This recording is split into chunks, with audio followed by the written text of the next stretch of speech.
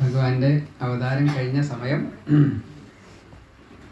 കഷ്ടിച്ച് പേരിടാറായിട്ടുണ്ട് എന്നുള്ള സമയം തൊട്ടിട്ട് നമുക്ക് ശ്രമിക്കാം അല്ലേ, സ്മരിക്കാം. എവിടെ വരെ പറഞ്ഞു അല്ലേ? ശ്രീ ഗുരുവായൂരപ്പ.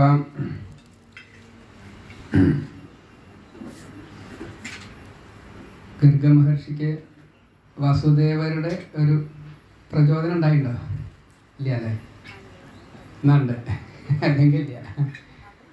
എത്രയോ കാലമായിട്ട് ഹിമവാനിലിരുന്നുകൊണ്ട് ഭഗവാനെ തന്നെ സ്മരിച്ചു കൊണ്ടിരിക്കുന്ന ഹോരാശാസ്ത്രം എഴുതിയ ജ്യോതിഷിയായിട്ടുള്ള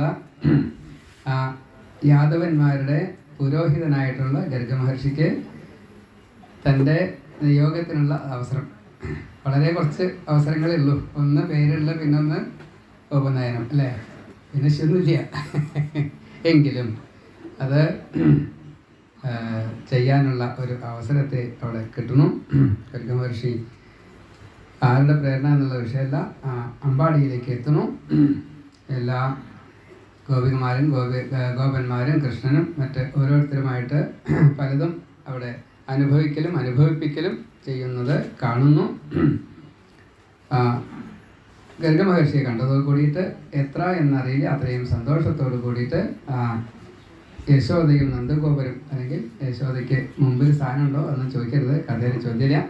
ഏതായാലും നന്ദഗോപുരം നന്നായിട്ട് തന്നെ സ്വീകരിക്കുന്നു. പേടിച്ചും കൊണ്ടാണ് സ്വീകരിക്കുന്നത് അല്ലേ.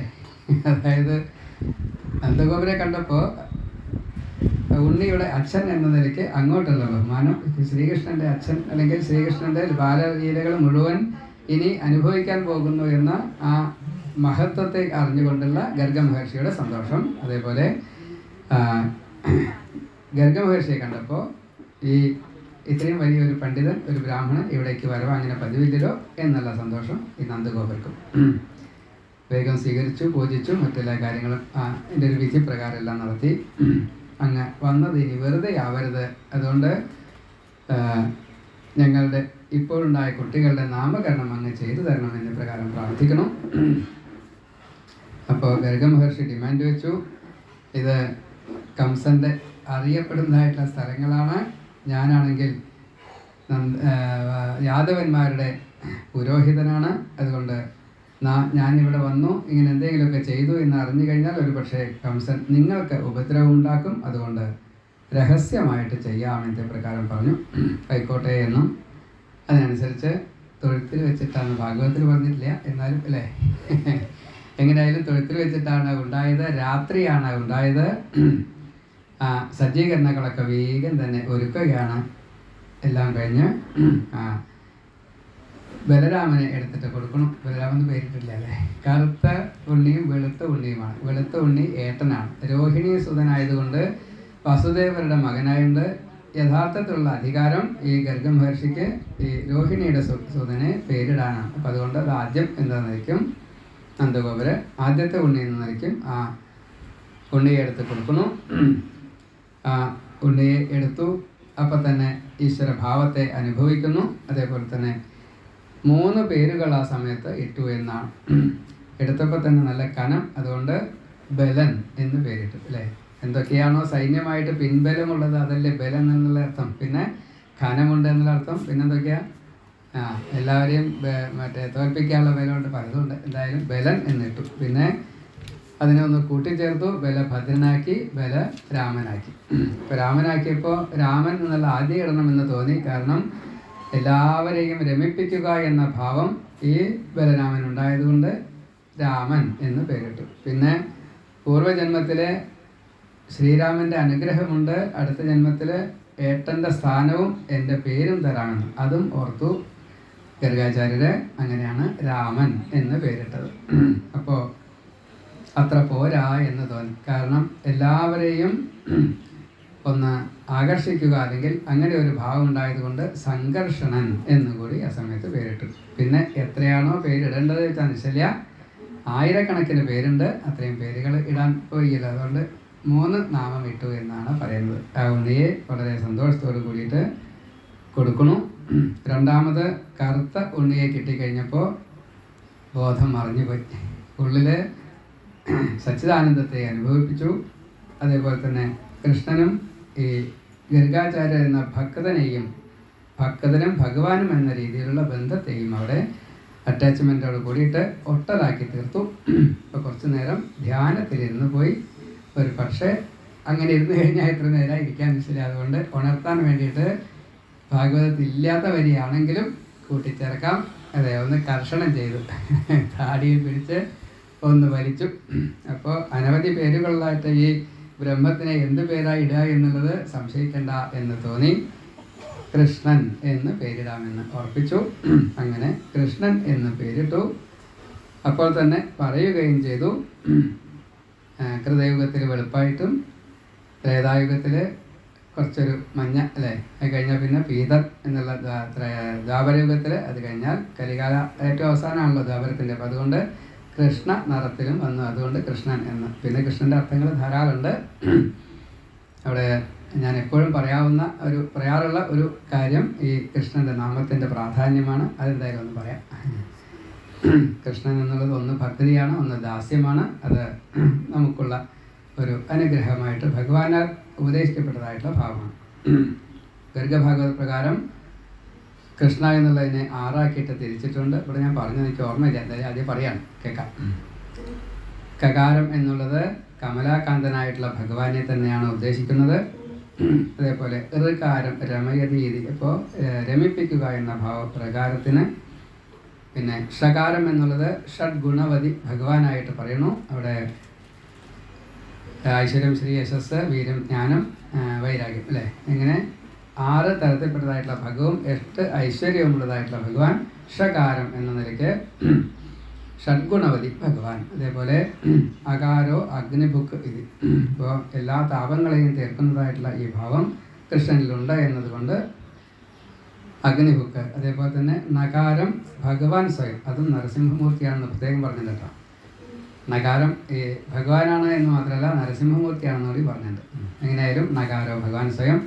വിസർഗോ നരനാരായണ. അപ്പോൾ കകാര കമലാകാന്തൻ, ഋകാര രമയതി, ഷകാര ഷഡ്ഗുണവതി, ണകാരം ഭഗവാൻ സ്വയം, അകാരം അഗ്നിബുക്ക്, വിസർഗം നരനാരായണന്മാർ. ഇങ്ങനെ 6 അർത്ഥങ്ങൾ ഗർഗഭാഗവത്തിൽ 2 ശ്ലോകങ്ങളിലായിട്ട് കൊടുത്തിരിക്കുന്നു.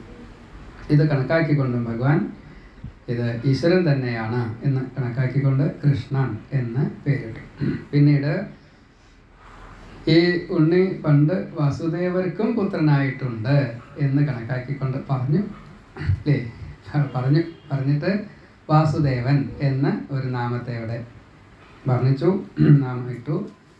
മാത്രമല്ല വസനാലിതി വാസുദേവ എന്ന അർത്ഥത്തിലും എല്ലാവരുടെ ഹൃദയത്തിലും എപ്പോഴും നിറഞ്ഞു നിൽക്കുന്നതായിട്ടുള്ള ഭാവം ഈ ഉണ്ണിക്കുണ്ടാവും. അതുകൊണ്ട് വാസുദേവൻ എന്നും.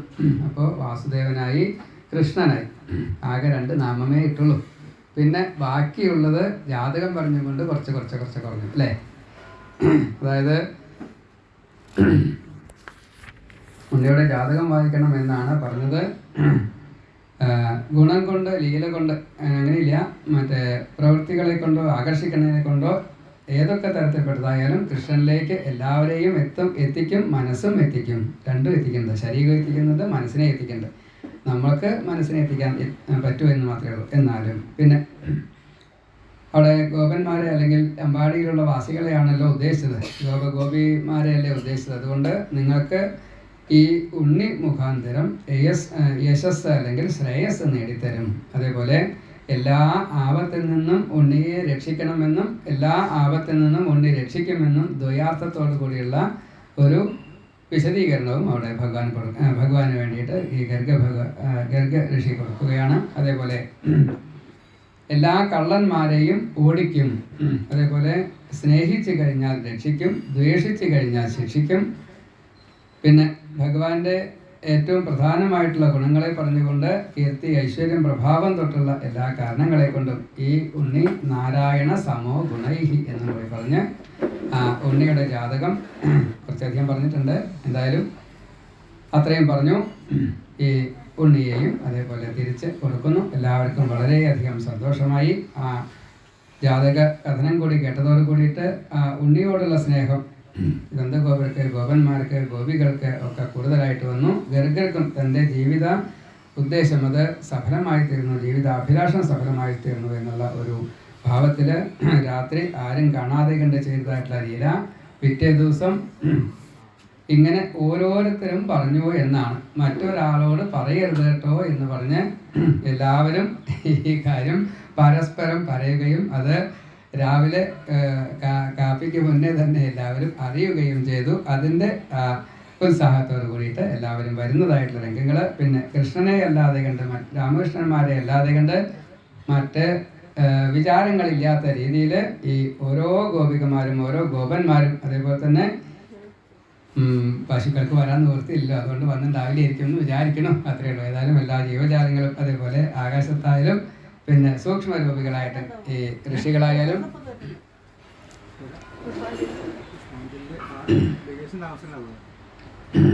ഇങ്ങനെ എല്ലാവരുടെ മനസ്സും കൃഷ്ണനിലേക്ക് എത്തിക്കുക എന്നത് കൃഷ്ണൻ ആദ്യമേ തന്നെ ചെയ്തു. പിന്നെ ക്രമേണയായിട്ട് വളർച്ചയുടെ ഒരു ഘട്ടമാണ് പറയുന്നത്. വളർച്ച എന്ന് പറയുമ്പോൾ കുറേശ്ശെ കുത്തി നടക്കാനുള്ള ആ ശ്രമം, അതേപോലെ തന്നെ ഗോപികളെ കളിപ്പിക്കാനുള്ള ശ്രമം ആണ് പിന്നീട് ചെയ്യുന്നത്. അത് ഗോപികൾ രാവിലെ അവരുടെ പണികളൊക്കെ കഴിച്ച് അല്ലെങ്കിൽ പണി കഴിയാതെ കണ്ട് സമയത്തിനാണ് പ്രാധാന്യം. കൃഷ്ണൻ ഉണർന്നിട്ടുണ്ടാകുമോ എന്ന് മാത്രമേ നോക്കാറുള്ളൂ. പിന്നെ അവിടെ നിന്ന് ഇങ്ങോട്ട് വരികയാണ്. ഇവിടെ വന്നു കഴിഞ്ഞാൽ ആ സമയത്ത് ഒന്നുകിൽ കൃഷ്ണൻ എഴുന്നേറ്റ് വന്നിട്ടുണ്ടാവും, അതല്ലാച്ചാൽ അതിൻ്റെ ബാക്കിയുള്ള ഭാഗങ്ങൾ അതിലൊക്കെ കൂടി ചേരും. എന്താ വെച്ചാൽ യശോദയെ സഹായിച്ചു കഴിഞ്ഞാൽ ഉള്ളി വേഗം കിട്ടുമല്ലോ എന്ന രീതിയിലാണ് പിന്നീട് കൃഷ്ണനെ സ്വീകരിക്കൽ. അങ്ങനെ കുറേശ്ശെ മുട്ടുകുത്തി നടക്കാൻ തുടങ്ങിയുള്ള കാര്യങ്ങൾ നമ്മൾ കവിഴ്ന്ന് കിടക്കുന്നതിൻ്റെ കാര്യമൊക്കെ നേരത്തെ ശകടാസുര ഭഞ്ജന സമയത്ത് പറഞ്ഞു. അതിനുശേഷം മുട്ടുകുത്തി നിൽക്കുന്ന രംഗം ഗോപികളെ കഷ്ടപ്പെടുത്തുക എന്നാണ് കൃഷ്ണൻ്റെ ആദ്യത്തെ ഉദ്ദേശം ഉണ്ടായത്. നാരായണീയത്തിൽ അയ്യ സബലമുരാരെ അല്ലേ, മുട്ടുകുത്തി നടക്കുമ്പോൾ കൃഷ്ണൻ മുമ്പിൽ ഓടുന്നു. ഗോപികൾക്ക് പിടിക്കാൻ വേണ്ടിയിട്ട് കിട്ടണമെന്ന് ആഗ്രഹിക്കുന്നു. കൃഷ്ണൻ്റേതായിട്ടുള്ള ആഭരണങ്ങളുടെ ശബ്ദാദികൾ, ആകർഷകത്വം, ആഭരണങ്ങളുടെ ഭംഗി ഇതെല്ലാം ആസ്വദിച്ചുകൊണ്ടും അതേപോലെ കൃഷ്ണനെ തനിക്ക് ഓരോരുത്തർക്കും സ്വന്തമായിട്ട് കിട്ടണമെന്ന മോഹം കൊണ്ട് പിന്നാലെ നടക്കുന്നതായിട്ടുള്ള ഗോപികളുടെ ചിത്രം, അതേപോലെ തന്നെ പിടിക്കാൻ അങ്ങനെ കിട്ടുകയില്ല എന്ന് കാണിച്ചു തരുന്നതായിട്ടുള്ള കൃഷ്ണൻ്റെ ആ ഇടയ്ക്കൊന്ന് തിരിഞ്ഞു നോക്കലും പിടിക്കാൻ കൊടുക്കാതെ ഇരിക്കുന്നതായിട്ടുള്ള ഭാവം, ഇങ്ങനെ എന്തൊക്കെയാണോ ചെയ്തത് അത് മുഴുവൻ കൃഷ്ണനിലേക്ക് ഈ ഗോപികളുടെ മനസ്സിനെ അങ്ങോട്ട് ലയിപ്പിക്കുകയാണ് ഉണ്ടായത്. പിന്നെ ക്രമേണയായിട്ട് താൻ നടക്കാൻ തുടങ്ങുക എന്നൊരു അവസ്ഥയ്ക്ക്, അല്ലെങ്കിൽ കുറേശ്ശെ നീട്ട് നിൽക്കാൻ തുടങ്ങുക എന്നൊരവസ്ഥയ്ക്ക് ഭഗവാൻ കുറേശ്ശെ വളരുന്നു. അങ്ങനെ പശുക്കുട്ടികളുടെ വാലിൻ്റെ മുകളിൽ പിടിച്ചുകൊണ്ട്, പശുക്കുട്ടികളാണെങ്കിൽ അടുത്ത് തന്നെ വന്ന് നിൽക്കും, അതേപോലെ തന്നെ വാല് പിടിച്ചുകൊണ്ട് നീട്ട് നിൽക്കണു. നീട്ട് നിന്ന പശുക്കുട്ടികൾ ലേശം നടക്കുമ്പോൾ അങ്ങനെ നടക്കാൻ പഠിക്കുക എന്ന കാര്യങ്ങളെല്ലാം ചെയ്തു. കുറച്ചും കൂടി ആയപ്പോഴേക്കും കൂട്ടുകാരെല്ലാം അവിടെ എത്തി കൃഷ്ണനെയും രാമനെയും നോക്കാൻ വേണ്ടിയിട്ട് കൂട്ടുകാരോടൊത്ത് അവരുടെ അമ്മമാരും സേവനം ചെയ്യുവാനായിട്ട് വരുന്നു. അവിടെ 32 ഗോപന്മാരാണ് വന്നത് എന്ന് പറയുന്നു.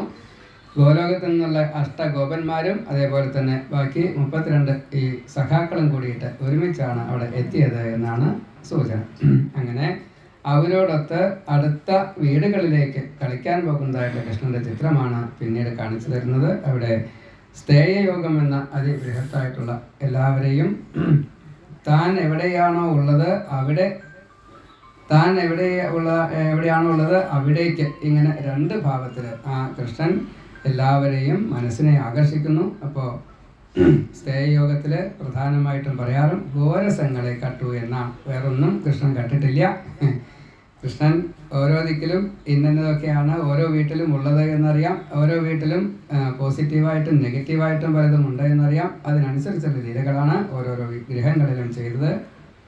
ഭാഗവതത്തിലെ വിസ്താരപ്രകാരം മറ്റേ വെണ്ണ അടച്ചു വയ്ക്കുന്നു, പാല് അടച്ചു വയ്ക്കുന്നു, കിട്ടാതെ കണ്ട് വയ്ക്കുന്നു, കാണാതെ കണ്ട് വയ്ക്കുന്നു. അതൊക്കെ കൃഷ്ണൻ യോഗശക്തി കൊണ്ട് എടുക്കുന്നു. ഇതെല്ലാവർക്കും അറിയാവുന്നതുകൊണ്ട് പറയുന്നില്ല എന്ന് മാത്രമേ ഉള്ളൂ. ഏതായാലും പൊളിച്ചെടുക്കുമ്പോഴുള്ള ആ രസത്തെ ഭഗവാനും പൊളിച്ച് എടുത്ത് കട്ടുകൊണ്ട് പോയപ്പോഴുള്ള ആ രസത്തെ ഈ ഗോപികമാരും അതേപോലെ തന്നെ ആസ്വദിക്കുന്നു. എല്ലാ ഗോപികളും ഈ വിഷയങ്ങളെല്ലാം യശോദയോട് പറഞ്ഞുകൊണ്ട് കൃഷ്ണൻ്റേതായ ലീലയുടെ കൗതുകത്തെ അമ്മയും ഈ ഗോപികമാരും ഒരേപോലെ ആസ്വദിക്കുന്നതും കൃഷ്ണൻ മറഞ്ഞു നിന്നോ സാരിയുടെ ഉള്ളിൽ നിന്നോ ആസ്വദിക്കുന്നതായിട്ട് നമുക്ക് കാണിച്ചു തരുന്നു. അതേപോലെ തന്നെ ചില പരാതികൾ ഉണ്ടാക്കുവാൻ വേണ്ടിയിട്ട് തന്നെ ഭഗവാൻ സ്വയമേവ നിശ്ചയിക്കുകയാണ്. അതിൻ്റെ ഉള്ളിൽ പിന്നിലൊരു രഹസ്യമുണ്ട്. അതായത് ആകെ ഉള്ളത് ഒരു തിരി താഴെയും മറ്റേ പാലും വെണ്ണയും മാത്രമാണ്. അത് കൃഷ്ണൻ കൊണ്ടുപോയാൽ അന്നേക്കുള്ള വരുമാനത്തിന് എന്താ മാർഗം എന്ന് ചിന്തിച്ചതായിട്ടുള്ള അവർക്ക് ഈ കൃഷ്ണന് ഇത് കിട്ടാത്ത രീതിയിൽ ഒന്നുകിൽ പാത്രം അടച്ചു വയ്ക്കും, പാത്രം കമത്തി വയ്ക്കും, അതല്ല ഊരിയുടെ മുകളിലേക്കും ഒക്കെ വയ്ക്കും. അപ്പോൾ സൂത്രക്കാരായിട്ടുള്ള ആളുകളുടെ ഒളിച്ചു വെക്കലിനെ ഭഗവാൻ ആ രീതിയിൽ അതിനെ കാണുന്നു. അവിടെ യാതൊരു ഭാവഭേദവും ഇല്ലാതെ കണ്ട് ഗോപികളെ ആ നഷ്ടബോധത്തെ എങ്ങനെയാണ് നഷ്ടമാകുന്നത് എന്നും നഷ്ടപ്പെട്ടു കഴിഞ്ഞാൽ എന്താണ് അതിൻ്റെ അനുഭവം എന്നും ഗോപികൾക്ക് പഠിപ്പിച്ചു കൊടുക്കുന്നു. അത് അന്യരിൽ ആരോപിക്കുക എന്ന ഒരു ലീല. അത് എങ്ങനെയാണ്? കട്ടെടുത്ത കൃഷ്ണനെ, വെണ്ണ കട്ടെടുത്ത കൃഷ്ണനെ കയ്യോടെ പിടികൂടിയിട്ട് അമ്മയുടെ അടുത്തേക്ക് കൊണ്ടുവന്നപ്പോൾ കൊണ്ടുവന്ന കൃഷ്ണൻ തന്നെയാണ് എന്ന് വിചാരിച്ച് അമ്മയ്ക്ക് കാണിച്ചു കൊടുത്തപ്പോൾ അത് സ്വന്തം ഉണ്ണിയാണ് കട്ടത്. സ്വന്തം ഉണ്ണിയായിട്ട് അവിടെ കാണിച്ചു കൊടുത്തു. കൃഷ്ണൻ അമ്മയുടെ സാരിയുടെ പിന്നിലുണ്ട്. അപ്പോൾ ആരാണ് കട്ടെടുക്കുന്നത് എന്ന് സ്വയം ആ ഉണ്ണിക്ക് കുറേശ്ശെ അറിവുണ്ടായിരുന്നു. അതുപോലെ കാണിച്ചു കൊടുക്കാൻ വേണ്ടിയിട്ടാണ് ഇങ്ങനെ കൊണ്ടുവന്നത്. അതൊന്നും ഭാഗവതത്തിലില്ല കേട്ടോ, വ്യാഖ്യാനങ്ങളിലുള്ളതാണ്. രണ്ട് തരത്തിലും പറയാം. ഞാൻ ഈ തരത്തിലാണ് പറയാൻ ഉദ്ദേശിച്ചത്, അതുകൊണ്ട് ഈ തരത്തിൽ പറയണമെന്ന് മാത്രമേ ഉള്ളൂ. അതേപോലെ ദാരിദ്ര്യം അനുഭവിക്കുന്നതായിട്ടുള്ള ഗോപികളുടെ പാത്രം കമത്തി വയ്ക്കലാണ് ഇവിടെ ഇല്ല എന്ന് കാണിക്കാൻ വേണ്ടിയിട്ടാണ്. അപ്പോൾ ആ പാത്രങ്ങളൊക്കെ തച്ചുടച്ച് ഭഗവാൻ അതിനെ നശിപ്പിക്കുന്നു. പരാതിയായിട്ട് ഈ അമ്മമാർ ഇവിടെ വന്ന് പറയുമ്പോൾ യശോദാദേവി ഇതിന് പരിഹാരമായിട്ട് ഉടച്ചത് മൺപാത്രമാണെങ്കിലും കൊടുക്കുന്നത് പൊന്നിൻ്റെ പാത്രമാണ്. അവരുടെ ദാരിദ്ര്യത്തെ തീർക്കാനുള്ള സൂത്രമായിട്ട് ഭഗവാൻ അവിടെ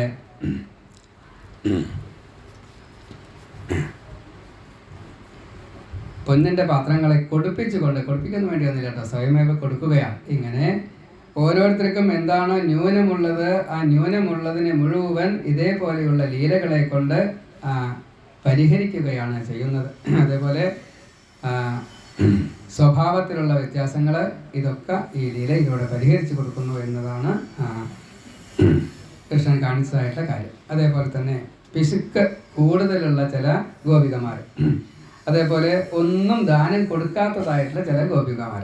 അപ്പോൾ അവരുടെ വെണ്ണയും പാലുമൊക്കെ കട്ടതിന് ശേഷം അവരെ കാണിച്ചുകൊണ്ട് തന്നെ കാക്കയ്ക്കും പൂച്ചയ്ക്കും അവരുടെ മുൻപിൽ വെച്ച് കൊടുത്തുകൊണ്ട് അവരോടല്ല ഇത് പറയണത്, നമ്മളോട് എല്ലാവരോടും കൂടിയിട്ടാണ് പറയണമെങ്കിലും അവരാണ് അതിന് കാരണക്കാരായത്. അതേപോലെ എല്ലാ മുതലുകളും വീതിച്ചു കൊടുക്കണമെന്ന് കാണിച്ചു കൊടുക്കുന്നതായിട്ടുള്ള ഒരു ലീല. പിന്നെ ഇതിലില്ലെങ്കിലും മറ്റൊരു ലീല, കാപട്യം കൊണ്ട് മറ്റുള്ളവരെ പറ്റിക്കരുത് എന്നുള്ളത്. അതാണ് ഭർത്താവിന് മാത്രം കൊടുക്കാനുള്ള ഒരു സ്വാർത്ഥ ബുദ്ധിയോട് കൂടിയിട്ട് വെണ്ണ സൂക്ഷിച്ചു വെച്ചപ്പോൾ അതിൽ നെയ്യപ്പം എന്നാണ് അവിടെ കവി പറഞ്ഞിരിക്കുന്നത്. എന്തായാലും ശരി, വെണ്ണയോ പാലെന്തായാലും നമുക്ക് ഗോരസേ ഉള്ളൂ, അതുകൊണ്ടാണ് അതിനെ എടുത്തുകൊണ്ട് ചാണക ഉരുളയാക്കിയിട്ട് വെച്ച് കൊടുത്തു. അതേ കഥകൾ നിങ്ങൾ കേട്ടിട്ടുണ്ടാവുമല്ലോ. അതിൻ്റെ പുറകിലുള്ളത് ഇതാണ്, സ്വാർത്ഥ ബുദ്ധിയോട് കൂടിയിട്ട്. അപ്പോൾ നമ്മൾ സാധാരണഗതിയിൽ ഈ പഞ്ചസൂനങ്ങൾക്ക് പകരമായിട്ട് പഞ്ചയജ്ഞങ്ങൾ ചെയ്യണമെന്ന് പറഞ്ഞില്ലേ, അത് ചെയ്യാത്തവരുടെ ഗോപികളുടെ വീട്ടിലാണ് ഈ പ്രക്രിയ ചെയ്തത്. അങ്ങനെ എല്ലാറ്റിനുള്ള തത്വം, അതുകൊണ്ട് അത് പറയണമെന്നില്ല. ഇടയ്ക്ക് വേറൊന്ന് കയറി വന്നാൽ ഉദ്ദേശിച്ചത് മറക്കും, അതുകൊണ്ടാണ്. അതേപോലെ കണ്ണിലേക്ക് തുപ്പിയതായിട്ടുള്ളൊരു കഥയുണ്ട് അല്ലേ, അത് അസുഖം മാറ്റാൻ വേണ്ടിയിട്ടാണ് ഭഗവാൻ ചെയ്തത്. അത് മറ്റേ പാല് ഉറിയുന്ന എടുത്തുള്ള പാല് വായിൽ ഉള്ള സമയത്താണ് ഈ ഉണ്ണി മറ്റേ ഗോപിക വന്നതും ആ ഉണ്ണിക്ക് ഓടി രക്ഷപ്പെടാനുള്ള സമയം ആയി കണക്കാക്കിക്കൊണ്ടാണ് ആ ഉണ്ണി ഈ പാല് ആ ഉണ്ണിയുടെ ഈ ഗോപികയുടെ കണ്ണിലേക്ക് തുപ്പിയത് എന്നാണ്. ഇങ്ങനെ ഏതൊക്കെ തരത്തിലുള്ള ഭഗവാന്റെ ഈ അന്യഗൃഹത്തിൽ പോന്നിട്ട് പലതും കൊണ്ടുപോരുന്നുവോ, അവിടെ എന്തെങ്കിലും ലീലകൾ കാണിക്കുന്നുവോ, അത് മുഴുവൻ ഇങ്ങനെ സാരാർത്ഥമുള്ളതാണ്. അതേപോലെ ഒരു ഗോപിയുടെ ഉണ്ണിയെ കരയിച്ച് പോന്നു എന്നാണ് വ്യക്തിയിൽ അല്ലേ, എൻ്റെ മകനെ ഉള്ളി കരയിച്ചിട്ടാണ് പോകുന്നത്. അത് ആ ഗോപിക്ക് ആ മകൻ്റെ തൻ്റെ മകൻ മാത്രമേ ശരിയുള്ളൂ, ബാക്കിയുള്ളവരൊന്നും ശരിയല്ല എന്ന് വിചാരിച്ചു അത്രേ. അങ്ങനെ വെച്ചാൽ എന്നാൽ ഈ ഉണ്ണിയുടെ കരച്ചിലൊന്നും മാറ്റുക എന്ന് അറിയിക്കാൻ വേണ്ടിയിട്ടാണ് അത്ര അവിടെ നുള്ളി നോക്കിയത്. നമ്മളിങ്ങനെ കണക്കാക്കാറും നമ്മൾ ഒരു ഉണ്ണിയെ കഴിപ്പിച്ച് കഴിഞ്ഞാൽ പരാതിയായിട്ട് പറയാറില്ലേ അല്ലേ? അതിനെ ഇങ്ങനെയാണ് വ്യാഖ്യാനിക്കേണ്ടത്. ഭഗവാന്റെ ഓരോ ലീലകളും എല്ലാം സാരത്തെ ഉള്ളിലടക്കിക്കൊണ്ട് നമ്മുടെ സ്വഭാവത്തെ പുറമേക്ക് കാണിച്ചു തന്നുകൊണ്ട് അതിൽ നിന്നും സ്വഭാവത്തെ മാറ്റുവാൻ വേണ്ടിയുള്ള ലീലകളായിട്ട് ഭഗവാൻ ഗൃഹത്തിൽ ഇപ്രകാരത്തിലുള്ള ലീലകളെ കാണിക്കുന്നു. അതേപോലെ തന്നെ പശുക്കളെ മാറ്റിക്കെട്ട്, കറവ് കഴിഞ്ഞാൽ മാറ്റിക്കെട്ട്, അങ്ങനെ ഒരു ഏർപ്പാടുണ്ട്. വത്സാൻ മുഞ്ചൻ, അവിടെ പശുക്കുട്ടികളെ മാറ്റിക്കെട്ടിയതാണ് വെച്ചാൽ രാവിലെ മാറ്റിക്കെട്ടി കഴിഞ്ഞാൽ കൃഷ്ണൻ അഴിച്ചു വിടാറില്ല, ഉച്ചരിഞ്ഞ് മാറ്റിക്കെട്ടിയാൽ അഴിച്ചു വിടാറ്. കേട്ടുണ്ടോ? വ്യാഖ്യാനത്തിലുണ്ട്. രാവിലത്തെ അതുകൊണ്ട് വരുമാനം കിട്ടും, ജീവിക്കാനുള്ള വെച്ചാൽ ഒരു നേരത്തെ വേണ്ടു, 2 നേരത്തെയും വേണ്ടാന്നേ പറഞ്ഞിട്ടുള്ളൂ. വ്യാഖ്യാനം അങ്ങനെയാണ്. അപ്പോൾ 2 നേരവും മാറ്റിക്കെട്ടുന്നതായിട്ടുള്ള ആ പശുക്കുട്ടികളെ അഴിച്ചു വിട്ട് കുടിപ്പിക്കും. എന്നിട്ട് പറയും ഞങ്ങൾക്ക് രാവിലെ ചെന്നപ്പോൾ പാല് കറക്കാൻ കിട്ടിയില്ല എന്ന്. അപ്പോൾ കൃഷ്ണൻ പറയണത് കുട്ടികളുടെ പശുക്കളുടെ പാല് പശുക്കളുടെ കുട്ടികൾക്ക് കുടിക്കാനുള്ളതാണ്, നിങ്ങൾക്ക് വിറ്റ് കാശാക്കാനുള്ളതല്ല. ഇങ്ങനെ. അതേപോലെ സ്വയമേവ കുറേ വികൃതികൾ കാണിക്കുന്നതാണ് പിന്നീട് പറഞ്ഞത്. അപ്പോൾ അവിടെ ഒറ്റ വരി കൊണ്ട് അല്ലേ, ആദ്യത്തെ ഒരൊറ്റ വരി കൊണ്ട് എന്താ വരി? ശൃംഗി അഗ്നി ദംഷ്ട്രി അസി ജല ദ്വിജ കണ്ഠകേഭ്യ അല്ലേ അല്ലേ? അതെ. ഞാനതിൽ 2 വരി ആ പുസ്തകത്തിൽ 2 വരി കുറവുണ്ട്. അതായത് 16ാമത്തെ ശ്ലോകത്തിലാണ് കാളതൻ കൊമ്പു പിടിക്കും പലപ്പോഴും തീക്കൊള്ളിക്കൊണ്ടു കളിക്കും തമാശയായി കത്തി പിടിച്ചു വലിക്കും ഇരുവരും മുറ്റത്തിറങ്ങും ചളിവെള്ളം ചീറ്റിടും. പിന്നെ 2 വരികളാണ് അത് ഫയർ എഴുതി കൊടുത്തതിൻ്റെ ഏറ്റവും മറ്റേ ചുവന്ന മഷിയിൽ എഴുതിപ്പോയി. അത് ചുവന്ന വരയുടെ മുകളിൽ എഴുതിപ്പോയത് നോട്ടാ വിചാരിച്ചവർ ചേർത്തില്ല. എൻ്റെ ശ്രദ്ധയിലോട്ട് പറ്റൂല. പിന്നെ കുറേ കഴിഞ്ഞപ്പോഴാണ് മനസ്സിലായത്. അപ്പോൾ അത് ചേർത്തിട്ടുണ്ട്. പക്ഷിതൻ കൊക്ക് പിളർന്നു നോക്കും തഥാ പാമ്പിൻ്റെ പിന്നാലെ പായും കുസൃതികൾ കാണിച്ച പിന്നീട് എഴുതി ചേർക്കുകയും ചെയ്യാം. വിഷയം എത്രയേ ഉള്ളൂ. കുട്ടികളുടെ വികൃതിയാണ് അവിടെ സൂചിപ്പിക്കുന്നത്. ശൃംഗി എന്ന് പറഞ്ഞു കഴിഞ്ഞാൽ കൊമ്പ് അല്ലേ, കൊമ്പി പശു എന്തായാലും വേണ്ടില്ല, കാളയായാലും വേണ്ടില്ല, ഇതൊന്നും ഭഗവാനെ സംബന്ധിച്ച വിഷയമല്ല എന്നതുകൊണ്ട് കാളയുടെ കൊമ്പ് പിടിക്കുക അല്ലെങ്കിൽ പശുവിൻ്റെ കൊമ്പ് പിടിക്കുക, കാളയുടെ അല്ലെങ്കിൽ അതിൻ്റെ ഉള്ളിൽ തല കൊണ്ടുപോയിട്ട് എന്ത് വേണമെച്ചാലാവാം. പല രീതിയിലും ഭഗവാൻ അവിടെ പശുക്കളുമായിട്ട് കളിച്ചു എന്നതിൻ്റെ ഒന്ന്. പിന്നെയോ അഗ്നി തൊട്ടുള്ളതിനെ തൊട്ടുകൊണ്ട് കളിച്ചു, വിറകിൻ്റെ മറ്റേ തീക്കൊള്ളി എടുത്തുകൊണ്ട് കളിച്ചു എന്നാവാം. അതല്ലെങ്കിൽ തീ എവിടെ വെച്ചാൽ കൊണ്ടുപോയിട്ട് ഇട്ടു എന്നാവാം. അല്ലെങ്കിൽ അശ്രദ്ധമായിട്ട് ഈ അമ്മമാർ ചെയ്യുന്നതായിട്ടുള്ള ഈ തീയിനെ ശ്രദ്ധിക്കാത്ത അമ്മമാർ അടുക്കളയിൽ ധാരാളം ഉണ്ടാവും. നിങ്ങളെല്ലാവരും അടുക്കളയിൽ പാചകം ചെയ്യുന്നവരാണ്.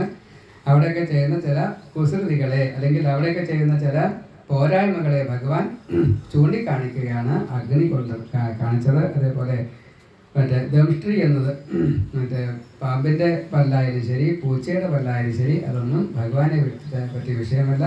ഇതെല്ലാം എൻ്റേതാണ് എന്ന് കാണിക്കാൻ വേണ്ടിയിട്ട് ഭഗവാൻ അത് ദംഷ്ട്രി എന്ന നിലയ്ക്ക് പല്ലൊക്കെ തൊട്ട് നോക്കിക്കൊണ്ടുള്ള ആ ലീലകളെ കാണിക്കുന്നു, യശോദയെ പേടിപ്പിക്കാനും മറ്റുള്ളവരെ പേടിപ്പിക്കാനുമായിട്ട്. അതേപോലെ അസി എന്നുള്ളത് വാള് അല്ലെങ്കിൽ പിശാങ്കത്തി അല്ലെങ്കിൽ ആയുധം എന്നേ അർത്ഥമുള്ളൂ. അവിടെ അതും അശ്രദ്ധമായിട്ട് കൈകാര്യം ചെയ്യുന്നവരെ പഠിപ്പിക്കാൻ വേണ്ടിയിട്ടാണ് സാധാരണ ആചാര്യന്മാർ പറയാറും. മറ്റേ അലക് അനിയൻ പിടിച്ചു, പിടി ഏട്ടൻ പിടിച്ചു, അങ്ങോട്ടും ഇങ്ങോട്ടും വലിച്ചു അല്ലേ, അങ്ങനെയല്ലേ പറയാറ്? അതെ, അങ്ങനെയൊന്നുമില്ല. അതായത് എന്ത് വേണിച്ചാൽ പറയാം, അതൊക്കെ വ്യാഖ്യാനത്തിലുള്ളവരെ എങ്ങനെ വേണിച്ചാൽ വ്യാഖ്യാനിക്കാം. സംഗതി ഇത്രയേ ഉള്ളൂ. ആയുധങ്ങൾ പ്രയോഗിക്കുമ്പോൾ അതിനുണ്ടാകുന്ന എന്തൊക്കെ ദോഷങ്ങളാണോ ഉള്ളത് അതെല്ലാം ആ ഉണ്ണികളെ ചെയ്ത് കാണിച്ചു, ഇപ്രകാരത്തിൽ ചെയ്യരുത് എന്ന് കാണിക്കാൻ വേണ്ടിയിട്ട്. അതേപോലെ ജലം നമ്മൾ അശ്രദ്ധമായിട്ട് പല രീതിയിലും നമ്മൾ ജലത്തെ ഉപയോഗിക്കുന്നു. കളയുക എന്ന വിഷയം, ശുദ്ധജലത്തിനെ അശുദ്ധമാക്കുക എന്ന വിഷയം, അതേപോലെ മഴ കൊള്ളാൻ പാടില്ലാത്ത സമയത്ത് മഴ കൊള്ളുക, മഴ കൊള്ളേണ്ട സമയത്ത് കൊള്ളാതിരിക്കുക, ഇങ്ങനെ ജലത്തിൻ്റെതായിട്ടുള്ള വിവിധ കേളികളും അവിടെ ഭഗവാൻ ജലക്രീഡ എന്ന നിലയ്ക്ക് ചെയ്ത് കാണിച്ചു കൊടുത്തു. അതൊക്കെ അമ്മമാർക്ക് വിഷമം ഉണ്ടാക്കി എന്നതാണ്. കാരണം കുട്ടിയൊക്കെ അസുഖമെന്ന് വെച്ചാലോ അതല്ലെങ്കിൽ ഞാൻ ഇപ്പോൾ കോരി വെച്ച് കൊണ്ടുവന്നുള്ള വെള്ളമാണ്, നീ അത് ശുദ്ധമായിട്ടുള്ള വെള്ളം അതിങ്ങനെ കലക്കി മറിച്ച് കഴിഞ്ഞാൽ എന്താ ചെയ്യുക, അല്ലെങ്കിൽ തട്ടി കളഞ്ഞു കഴിഞ്ഞാൽ എന്താ ചെയ്യുക എന്നെല്ലാം ജലം എന്നുള്ള രീതിയിൽ. അതേപോലെ മുള്ളിൻ്റെ മുകളിൽ നടക്കുക, മുള്ളിൻ്റെ മുകളിൽ നടക്കുക വെച്ചാൽ മുള്ള് കൊണ്ട് കളിക്കരുത് എന്നേ അർത്ഥമുള്ളൂ അല്ലേ. മൂർച്ചയുള്ള എന്തായാലും ശരി അത് സൂക്ഷിക്കണം. ഇങ്ങനെ ധാരാളമായിട്ടുള്ള ലീലകളെ ഭഗവാൻ വികൃതിയായിട്ട് കാണിച്ച് മറ്റുള്ളവരെ അതിലേക്ക് ആകർഷിച്ചു. പിന്നീട് മറ്റൊരു ലീലയിലേക്കാണ് ഭഗവാൻ കുറേ പഴം കിട്ടി വരുത്തിയത് അതെ, അതെല്ലാവരും കൂടിയിട്ട് പങ്കുവെച്ച് തിന്നലാണ് സാധാരണ പതിവ്. ആ സമയത്ത് കൃഷ്ണൻ അത് സൂക്ഷിക്കാം എന്ന് ഏൽക്കുകയാണ് ഉണ്ടായത്. എല്ലാവരും പഴങ്ങളൊക്കെ പൊട്ടിക്കുകയും ചെയ്തു. അത് ശേഖരിച്ചു കൃഷ്ണൻ്റെ അടുത്ത് കൊണ്ടുവന്ന് വെച്ചു. കൃഷ്ണൻ അതെല്ലാം കൂടിയിട്ട് ആഹരിച്ചു. ചോദിച്ചു കഴിഞ്ഞപ്പോൾ ഉറുമ്പ് കിടക്കാത്ത പത്തായത്തിൽ കൊണ്ട് വെച്ചു എന്ന് പറഞ്ഞു. കൃഷ്ണൻ എത്ര കിട്ടിയാലും എന്തില്ല, മതിയാവുക അങ്ങനെ ഒരു വിഷയമില്ല, അധികമാവുക അങ്ങനെ ഒരു വിഷയമില്ല. അപ്പോൾ എത്ര പഴമായാലും ഇപ്പോൾ ഗോപന്മാർ 110 കോടി എന്നാണല്ലോ കണക്ക്, സംഖ്യയുടെ വിഷയമില്ല, എന്തായാലും അത്രയും ഉണ്ടാവുന്ന കൂട്ടാം. ഇത് അത്രയും ആളുകൾക്ക് തിന്നാനുള്ള ഈ പഴം മുഴുവനെ ആര് തിന്നു? കൃഷ്ണൻ ഒറ്റയ്ക്ക് തിന്നു എന്നതാണ്. അപ്പോൾ ആർക്കും കിട്ടിയില്ല. അപ്പോൾ രാമനെ കൂടി കൂട്ടുപിടിച്ചുകൊണ്ട് അമ്മയോട് പറഞ്ഞു, ഈ ഉണ്ണി മണ്ണ് തിന്നു എന്ന് ഗോപന്മാർ ഒരു കളവ് പറഞ്ഞു. ഏത് ഗോപന്മാർ? അഷ്ടഗോപന്മാർ ഉൾപ്പെടെയുള്ളവർ. അപ്പോൾ കൃഷ്ണ കണക്കാക്കി ഇത് തന്നെയാണ് ഇതിൻ്റെ അവസരം. കാരണം ഇങ്ങനെ കളവ് പറയാൻ പാടുമോ? സത്യം പറഞ്ഞാൽ പോരെ, ഈ പഴങ്ങൾ മുഴുവൻ ഉണ്ണി തിന്നു, ഞങ്ങൾക്കൊന്നും കിട്ടിയില്ല എന്ന് പറഞ്ഞാൽ വേറെ അപ്പുറത്തെ തോട്ടമല്ല, അവിടുന്ന് പഴം കിട്ടി, അത്രേ ഉള്ളൂ. അപ്പം അങ്ങനെയല്ല ചെയ്തത്. എന്താ ചെയ്തത്? നുണ പറഞ്ഞു. എന്ത്? ഉണ്ണി മണ്ണ് തിന്നു എന്ന്. എന്നാൽ പിന്നെ മണ്ണിൻ്റെ വലിപ്പം ഒന്ന് കാണിച്ചു കൊടുക്കാമെന്ന് കണക്കാക്കി വായ നല്ലോണം ഒന്ന് തുറന്ന്, അമ്മയെ നോക്കൂ, പശ്യമേ മുഖം, എൻ്റെ മുഖത്ത് നോക്കി നോക്കുന്ന എന്താ കാണലോ, നല്ലോണം കാണിച്ചു കൊടുത്തപ്പോൾ ഈ ബ്രഹ്മാണ്ടം മുഴുവൻ അതിൽ, അല്ലെങ്കിൽ ഭൂമി മുഴുവൻ മുതൽ എന്തായാലും വലിയ ഏതായാലും അത് മുഴുവൻ കണ്ടു.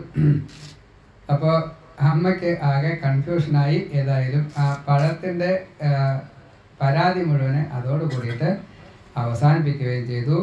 കൂട്ടുകാരോട് ഇതിൻ്റെ സംഗതിയും പറഞ്ഞു. അതായത് ഒരു കാരണവശാലും കുട്ടികളെ നിങ്ങളാരും നുണ പറയരുത്. ഇത് സത്യം പറഞ്ഞാൽ പോലെ എന്താ ഇപ്പോൾ കുഴപ്പം? ഉണ്ണിയുടെ കേമത്ത് എത്രയോ കഥകൾ ഇനി പറയാൻ പോകുന്നു അല്ലേ. ഉണ്ണി മറ്റാർക്കും ചെയ്യാൻ പറ്റാത്ത എത്രയോ കാര്യങ്ങളുണ്ട്. അത് മുഴുവൻ ഇനി സത്യമായിട്ടാണ് കൊണ്ട് പറയണം. ഈ ഇതിന് ശേഷം പിന്നെ അവർ നുണ പറഞ്ഞിട്ടില്ല. ആ കുട്ടികളെ നുണ പറയിക്കാതിരിക്കാനാണ് ഈ ആദ്യത്തെ മണ്ണ് തിന്നലും അതേപോലെ വായിൽ ഈ വലിയ ബ്രഹ്മാണ്ടത്തെ മുഴുവൻ കാണിച്ചു കൊടുത്ത് പിന്നെ തത്വങ്ങളെയൊക്കെ കാണിച്ചു കൊടുത്തു. പിന്നെ അമ്മയും മറ്റേ ഉണ്ണിയും കൂടിയിട്ട് ചുണ്ടിയെടുത്ത് നിൽക്കുന്നതായിട്ടുള്ള അമ്മയും പേടി നാട്യത്തോടു കൂടി നിൽക്കുന്നതായിട്ടുള്ള ഉണ്ണിയെയും ആ വായിൽ കാണിച്ചു കൊടുത്തു. രണ്ടാമത്തേല് ആദ്യത്തെ വായിൽ കാണിച്ചത് മല കൊടുക്കുന്ന സമയത്ത് അതിൽ ഇതൊന്നും തത്വങ്ങളൊന്നും കാണിച്ചു കൊടുത്തില്ല. രണ്ടാമത്തേല് ഈ ഭഗവാനാൽ സൃഷ്ടിക്കപ്പെട്ടതായിട്ടുള്ള തത്വങ്ങളെ കൂടി 24 തത്വങ്ങളെ കൂടി കാണിച്ചു കൊടുത്തു എന്നാണ്. ഇങ്ങനെ ഏറ്റവും കൂടുതൽ ഭഗവത്വത്തെ മനസ്സിലാക്കി. എങ്കിലും ആ സമയത്ത് ഭഗവാൻ മായ പ്രയോഗിച്ചു. ഇത് എന്ത് അവസ്ഥയാണ്, ഇങ്ങനെ ഈ ഉണ്ണിയിൽ പലതും ഞാൻ അത്യപൂർവമായിട്ടും അമാനുഷികമായിട്ടും കാണുന്നല്ലോ, എൻ്റെ ചിത്തഭ്രമമാണോ എന്ന് സ്വയമേവ യശോദ ചിന്തിക്കുന്നു. അപ്പോൾ തന്നെ ഭഗവാൻ മായ പ്രയോഗിച്ചു. ഭക്തിഭാവത്തിലേക്ക് യശോദയെ താഴത്തേക്ക് ഇറക്കുന്നു. ഞാൻ ഈ നന്ദഗോപരുടെ ഭാര്യയാണ്, ഈ ഗോപികമാരുടെയൊക്കെ റാണിയായിട്ട് ഞാനിവിടെ കഴിയുന്നു. എനിക്ക് ആറ്റുനോറ്റുണ്ടായ എൻ്റെ ഉണ്ണിയാണ് ഈ കൃഷ്ണൻ എന്ന് ലൗകിക ബോധത്തിലേക്ക് ആ അമ്മ എത്തുകയും ചെയ്യുന്നു എന്ന് ആ കഥ.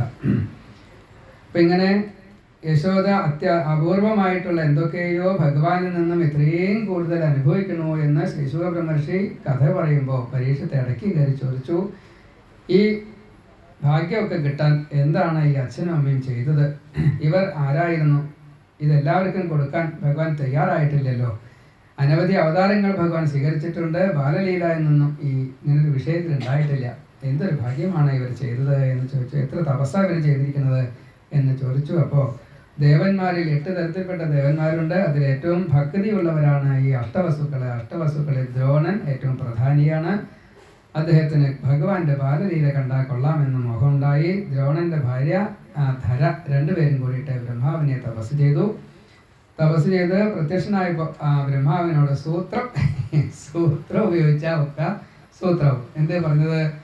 എനിക്ക് ഭഗവാന്റെ ബാലലീല കാണണം എന്ന് പറഞ്ഞു. തഥാസ്തു എന്ന് പറഞ്ഞു. അവിടെ കാത്തു നിന്നില്ല. ബ്രഹ്മാവ് പറഞ്ഞു.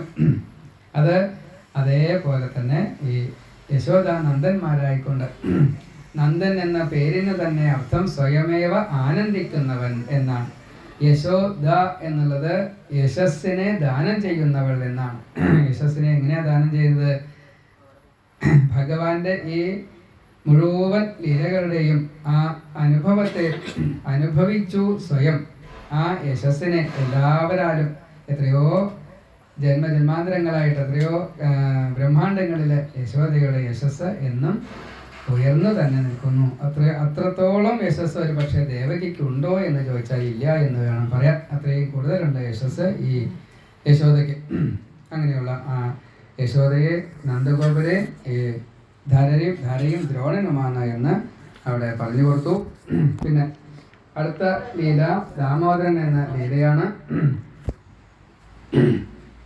3 വയസ്സുള്ള സമയത്ത് സംഭവിച്ചതായിട്ടൊരു രംഗമാണ് ദാമോദരൻ എന്ന ലീല. അവിടെ സാധാരണഗതിയിൽ അമ്മ ഉറങ്ങണ സമയത്ത് ഉണ്ണി ഉറങ്ങണ സമയത്ത് അമ്മ അടുത്തുണ്ടാവണം അല്ലേ? അത് പാലിക്കപ്പെടാതിരിക്കുമ്പോൾ അതിൻ്റെതായ സ്വഭാവ പ്രശ്നങ്ങളൊക്കെ സ്വതവേ ഈ ഉണ്ണിയിൽ ഉണ്ടാവുമെന്നുള്ളത് അറിയിക്കാൻ വേണ്ടിയിട്ട് തന്നെയാണ് ഈ ഒരു ലീല അവിടെ കാണിക്കുന്നത്. ഉണർന്നു കഴിഞ്ഞപ്പോൾ ആ സമയത്തും അമ്മ അടുത്ത് വേണം. അവിടെ അമ്മ സാധാരണ എങ്ങനെയാണ് പതിവ്? യശോദ എല്ലാ പണികളും കഴിച്ച് ഉണ്ണിക്ക് ഉണർന്നതിൻ്റെ തൊട്ട് മുന്നേ ആയിട്ട് അവിടെ എത്തി ഉണർത്തി കൊണ്ടുവരികയാണ് പതിവ്. അത് ഒരു ദിവസം തെറ്റിപ്പോയി. കാരണം ഇവിടെ ഞാൻ പ്രഭാഷണം ചെയ്യണ പോലെ തന്നെയാണ് കണ്ണടച്ചിരുന്നിട്ടാണ് അവിടെ യശോദ തൈര് കടഞ്ഞേറുന്നത്. അപ്പം തൈര് ഇങ്ങനെ കടയുമ്പോൾ കണ്ണടച്ചിരുന്നിട്ട് തൈര് കടയാൻ പാടില്ല എന്നുള്ളത് നിയമം. തൈര് കടയാൻ പാടില്ല എന്നല്ല, ഒരു പണികളും കണ്ണടച്ചിരുന്ന് ചെയ്യാൻ പാടില്ല. എന്താ കാരണം? കണ്ണടച്ച് ചെയ്ത് കഴിഞ്ഞാൽ പണികൾക്ക് പൂർണ്ണത കിട്ടില്ല, അത്രയേ ഉള്ളൂ. അതേപോലെ ചില പണികൾ അന്ധചക്ഷുസ് കൊണ്ടും ചില പണികൾ മാംസചക്ഷുസ് കൊണ്ടാണ് കാണേണ്ടത്. ഇവിടെ മാംസചക്ഷുസ് കൊണ്ട് തന്നെ കാണേണ്ടതായിരുന്നു ഈ കടച്ചിൽ. അപ്പം അത് തെറ്റിപ്പോയി. അതേപോലെ തന്നെ ഉണ്ണി 3 വയസ്സ് 5 വയസ്സ് വരെയുള്ള ഉണ്ണികൾ ഉണരുന്ന സമയത്ത് ഏതായാലും ആ അമ്മ അടുത്ത് തന്നെ വേണം. അത് ഉണ്ടായില്ല. ഉണ്ണി ഉണർന്നു കഴിഞ്ഞപ്പോൾ വളരെ സങ്കടപ്പെട്ടുകൊണ്ട് എഴുന്നേറ്റു. അമ്മയെ കണ്ടില്ല. അവിടെ നിന്ന് അമ്മയുടെ അടുത്തേക്ക് വരികയാണ്. അപ്പോൾ ആ ഉണ്ണിയുടെ വേഷത്തെ ഭാഗവത്തിൽ പറഞ്ഞിട്ടൊന്നുമില്ല, എന്നാലും ശരി തലേ ദിവസത്തെ കണ്ണെഴുതൊക്കെ മറ്റേ കുറേശ്ശെ ഇങ്ങനെ ഒലിച്ച് പോയിട്ടുണ്ട്. പട്ടുകോണം വേണ്ട സ്ഥാനത്തല്ല ഇരിക്കുന്നത്. അതേപോലെ മുടിയെല്ലാം അഴിഞ്ഞുകൊണ്ട്, അതേപോലെ തലേ ദിവസത്തെ കളഭം തൊട്ടുള്ള കാര്യങ്ങളൊക്കെ ആകെ അങ്ങോട്ടും ഇങ്ങോട്ടും ആയിക്കൊണ്ട് ഇങ്ങനെ തനിക്ക് എന്താണോ സൗന്ദര്യം കിട്ടുവാൻ വേണ്ടിയിട്ടുള്ളത് അത് മുഴുവൻ ഇപ്പോഴില്ലാത്ത ഒരവസ്ഥയിലാണ്. സാധാരണ അമ്മ ഉണർന്ന ആ ഉണ്ണിയെ എന്തെങ്കിലും ഒന്ന് ചെയ്തല്ലേ പതിവില്ലേ? നിങ്ങളൊക്കെ ഉണ്ണി ഉണർന്നു കഴിഞ്ഞാൽ ഒന്ന് സൗന്ദര്യമാക്കിയിട്ടല്ലേ കൊണ്ടുവരാറുള്ളൂ അല്ലേ? ആണെന്ന് പറയൂ. അപ്പം അതൊന്നും അവിടെ നടന്നില്ല ഇതൊക്കെ അതിൻ്റെ നിയമമാണ്. അപ്പം ആ നിയമം നടന്നില്ല എന്നുള്ളതാണ് ഉണ്ണിയെ അപ്രകാരത്തിൽ ചിത്രീകരിക്കാനുള്ള കാരണം. ഇവിടെ വന്നു കഴിഞ്ഞപ്പോൾ അമ്മ അങ്ങനെ പണിയെടുക്കുകയാണ്, കണ്ണടച്ചിരിക്കുന്നു. എന്താ അവിടെ ചെയ്തുകൊണ്ടിരിക്കുന്നത്? തൈര് കടയുന്ന സമയത്ത് ഉണ്ണിയെ പറ്റിയുള്ള ഉണ്ണി ചെയ്ത് കുറച്ച് ലീലകളേ ഉള്ളൂ കേട്ടോ അപ്പോഴേ. പക്ഷേ ലീലകൾ ധാരാളം ഉണ്ട്. ഓരോ ലീലയും സ്മരിച്ചുകൊണ്ട് പാട്ടുകൾ എഴുതിയിട്ട് അനവധി കവികൾ പാട്ടുകൾ എഴുതിയിട്ടുണ്ട്. അത് മുഴുവൻ അവിടെ പാടിക്കൊണ്ടിരിക്കുകയാണ്. അത് എത്ര നേരം പാടാൻ പറ്റുക അത്ര നേരം പാടിക്കൊണ്ടിരിക്കും. എല്ലാവരും ഈ സമയത്തിൻ്റെ ഉള്ളിൽ ഈ തൈര് കടയിൽ സാധാരണ കഴിയുകയും ചെയ്യും. അത് 6 മണിയൊക്കെ ആകുമ്പോഴേക്കും തൈര് കടയിൽ വന്ന് കഴിഞ്ഞില്ല, അതാ പറ്റിയത്. ഏതായാലും ഈ പാട്ടുകളെ ഇങ്ങനെ ആസ്വദിച്ചുകൊണ്ട് അമ്മ അതിൽ ലയിച്ച് പോയി. സമയം പോയത് അറിഞ്ഞില്ല. അപ്പോൾ നമ്മളങ്ങനെ പണിയെടുക്കുമ്പോൾ അതിൽ ലയിക്കാൻ പാടില്ല എന്നല്ല, മറിച്ച് അതിനേക്കാൾ പ്രാധാന്യം ആർക്കുണ്ട്? ഈ 5 വയസ്സ് വരെയുള്ള കുട്ടികൾക്കുണ്ട്. അതിനാണ് പ്രാധാന്യം. അമ്മ എന്നുള്ളത് ഒരു ഭടനാണ്. ആ ഭടൻ അല്ലാത്ത ഒരവസ്ഥയിൽ എത്തിക്കഴിഞ്ഞാൽ പിന്നെ എന്തൊക്കെ ബുദ്ധിമുട്ടുകളുണ്ടാവും? എല്ലാം ഉണ്ടാവും. പിന്നെ നേഴ്സ് ആണ് അമ്മ. ആ നേഴ്സ് ഭാവം ഇല്ലെങ്കിലും പ്രശ്നമാണ് അല്ലേ? അമ്മ അതുപോലെ ഭക്തയാണ്. ഈശ്വരനാണ് 5 വയസ്സുള്ള കുട്ടികളെ. അപ്പോൾ ഭക്തിഭാവത്തിൽ വേണം. പിന്നെയോ അമ്മയാണ്. മാതൃസ്നേഹത്തോട് കൂടിയിട്ട് ലാളന വേണം. അമ്മയ്ക്ക് എത്ര സ്വഭാവം വെച്ചിട്ടാ? 10-16 സ്വഭാവങ്ങളായിട്ടുണ്ട്. ഈ എത്ര സ്വഭാവം കയ്യിലുണ്ട് ഓരോരുത്തരുടെയും? തൻ്റെ പ്രവൃത്തിക്ക് എന്തെങ്കിലും തടസ്സം ഉണ്ടാക്കിയാൽ അപ്പം കൊടുക്കുമെന്ന്. മിണ്ടാണ്ടിരിക്കടി അത്രയേ ഉള്ളൂ. നമ്മുടെയൊക്കെ 16 ഭാവേ ഒരു ഭാവമില്ല. ഏതായാലും ആ ഉണ്ണി വന്നു, കടഞ്ഞുകൊണ്ടിരിക്കുകയാണ്. തന്നെ കാണുന്നില്ല എന്ന് മനസ്സിലായി. വേഗം എളുപ്പത്തിൽ അമ്മയുടെ ശ്രദ്ധ കിട്ടാൻ വേണ്ടിയിട്ട് നല്ലത് കടകോലിൻ്റെ മീതെ കൈ വെക്കേണ്ടത് കടച്ചിൽ അങ്ങനെ നിർത്തി പിടിച്ചു കഴിഞ്ഞപ്പോൾ അമ്മ വേഗം ഉണർന്നു. സ്വാഭാവികമായിട്ട് കൃഷ്ണ അല്ലാണ്ട് ഇങ്ങനെ ഒരു വികൃതി ചെയ്യില്ല. സന്തോഷത്തോട് കൂടിയിട്ട് അപ്പം കൃഷ്ണനെ കണ്ടോന്ന് കൂടിയിട്ട് പോലെ പാലിങ്ങനെ ഒഴുകിക്കൊണ്ടിരിക്കുകയാണ്. അപ്പോൾ വേഗം ഉണ്ണിയെടുത്തു, വാരി പിടിച്ചു. പിന്നെ എന്തൊക്കെയാ സ്നേഹം, ഇന്ന് അയ്യോ ഒന്നും പറയണ്ട, വലിയ സ്നേഹത്തോട് കൂടിയിട്ടാട്ടോ തലോടി ഉമ്മ വെച്ചു, ആലിംഗനം ചെയ്തു.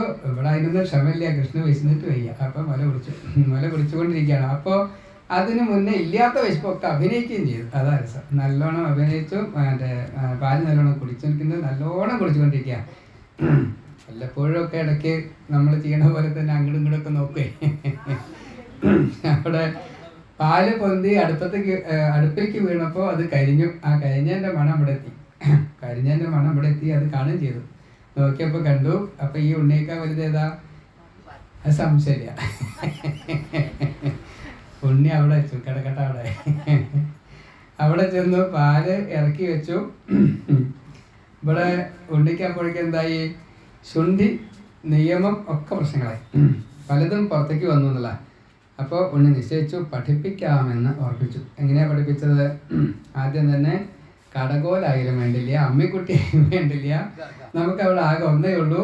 ഈ തൈര് കലക്കുന്നതായിട്ടുള്ള കലം പൊട്ടിച്ചു, പാത്രം പൊട്ടിച്ചു. അത് ആ റൂമിൽ മുഴുവൻ അങ്ങോട്ട് പരന്നു പോയി. അപ്പോൾ ഇത് എവിടെ എത്തിയിട്ടുണ്ടായിരുന്നു? കഴിയാറായിട്ടുണ്ടായിരുന്നത്. വെണ്ണ ഇങ്ങനെ കൂടി വരിക. അപ്പോൾ അതിൻ്റെ നിറച്ച് വെണ്ണ ഇങ്ങനെ പരന്ന് നിൽക്കണ്ടോ, കൂടി ഇങ്ങനെ നിൽക്കണ്ടോ. അപ്പോൾ അതേപോലെ തന്നെ തലേ ദിവസത്തെ വെണ്ണ സാധാരണ കൊണ്ടു വയ്ക്കും, ബാക്കിയുള്ളതൊക്കെ അതും ഇതും കൂടി രണ്ടും കൂടി ചേർത്ത് അല്ലേ, എങ്ങനെയൊക്കെയാണല്ലോ പതിവ്. ഇതൊക്കെ അവിടെ ഇരിക്കുന്നുണ്ട്. ഇതൊക്കെ പരത്തി തലേ ദിവസത്തെ വെണ്ണ കൈ പിടിച്ചു. എന്നിട്ട് 10 പുറത്തേക്ക് നടന്നു, അല്ലെങ്കിൽ 8 ദിക്കേക്ക് നടന്നു കൂട്ടാ. നടന്നത് അങ്ങോട്ട് നടന്ന കാലിൻ്റെ അടിപ്പാടുകളുണ്ട്, ഇങ്ങോട്ട് നടന്നത് കാണാനില്ല. നമ്മളൊരിക്കൽ പറഞ്ഞതുകൊണ്ട് അതെല്ലാവരും ആയിരിക്കുന്നതായിക്കോട്ടെ. പിന്നെ യൂട്യൂബിലൊക്കെ പ്രഭാഷണമുണ്ട്, അപ്പോൾ അതിൽ കേട്ടവർക്കൊക്കെ അത് ഓർമ്മയുണ്ടാവും. ഏതായാലും അങ്ങനെ അങ്ങോട്ട് ഇത് യശോദ ശ്രദ്ധിച്ചോ?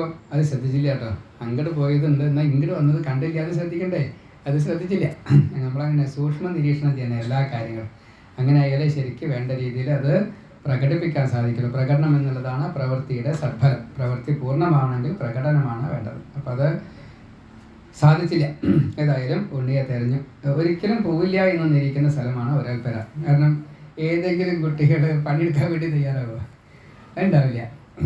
അമ്മമാർക്ക് ഇപ്പം ഇല്ലാന്നല്ലേ ഉള്ളൂ. പണ്ട് ഇത് ചെയ്യുന്ന സമയത്ത് കുറച്ച് നെല്ലുണ്ട്, പറക്കിക്കോ പറയില്ലേ. ചെറിയ കുട്ടിയായാലും ഇത് അമ്മയുടെ ഒപ്പം ഇരിക്കുക, ചേച്ചിയുടെ ഒപ്പം ഇരിക്കുക എന്ന് പറഞ്ഞ് പണി കൊടുക്കാറുണ്ട് ഇല്ലേ. അത് ശീലമില്ല, അതാണ്. ഇതിന് മുന്നേ ഉണ്ടായിട്ടുള്ള നെല്ല് കുത്തിണ്ടായിട്ടുണ്ടോ? ആയിക്കോട്ടെ. ഞാൻ എൻ്റെ ഇല്ലത്ത് നെല്ല് വെച്ച് നെല്ല് കുത്തി ചേറി ചോറ് വെച്ചിട്ടുണ്ട്. അപ്പോൾ സ്വാനുഭവം ഉണ്ടെന്ന് അർത്ഥം. അതായിക്കോട്ടെ. ഈ ഒരപ്പരേക്ക് പോകുന്ന വിചാരിക്കേണ്ടതില്ല. കാരണം ഉണ്ണി അല്ലെങ്കിൽ മഹാമടിയനാണ്. അപ്പോൾ ഒടുക്കമാണ് ഒരപ്പരേക്ക് പോയത്.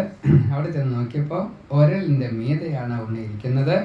തലേ ദിവസത്തെ വെണ്ണ അതിൻ്റെ അടിയിലിരിക്കുന്നത്, അതിൻ്റെ മീതെയാണ് ഇരിപ്പ്. കയ്യിൽ നിറച്ച് വെണ്ണയുണ്ട്. അത് ഓരോരുത്തർക്കായിട്ട് കൊടുക്കുന്നുണ്ട്. കുട്ടികൾക്കുണ്ട്.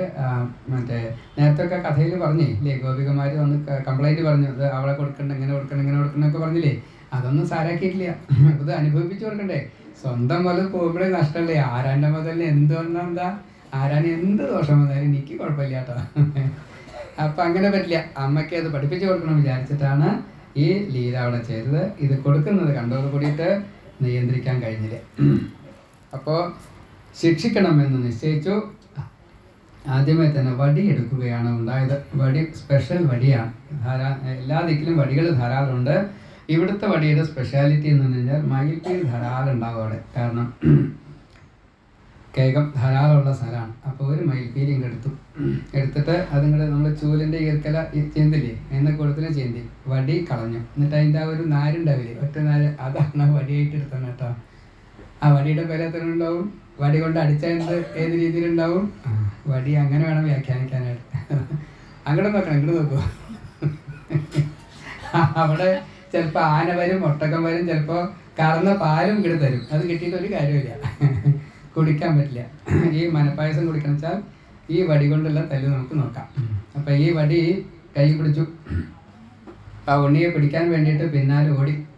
ഉണ്ണിയുടെ പ്രകൃതിയും ഈ യശോദയുടെ പ്രകൃതിയും ഒരേപോലെയാണ്, രണ്ടും തട്ടിച്ച് കൊഴുത്ത് അങ്ങനെയാണ്.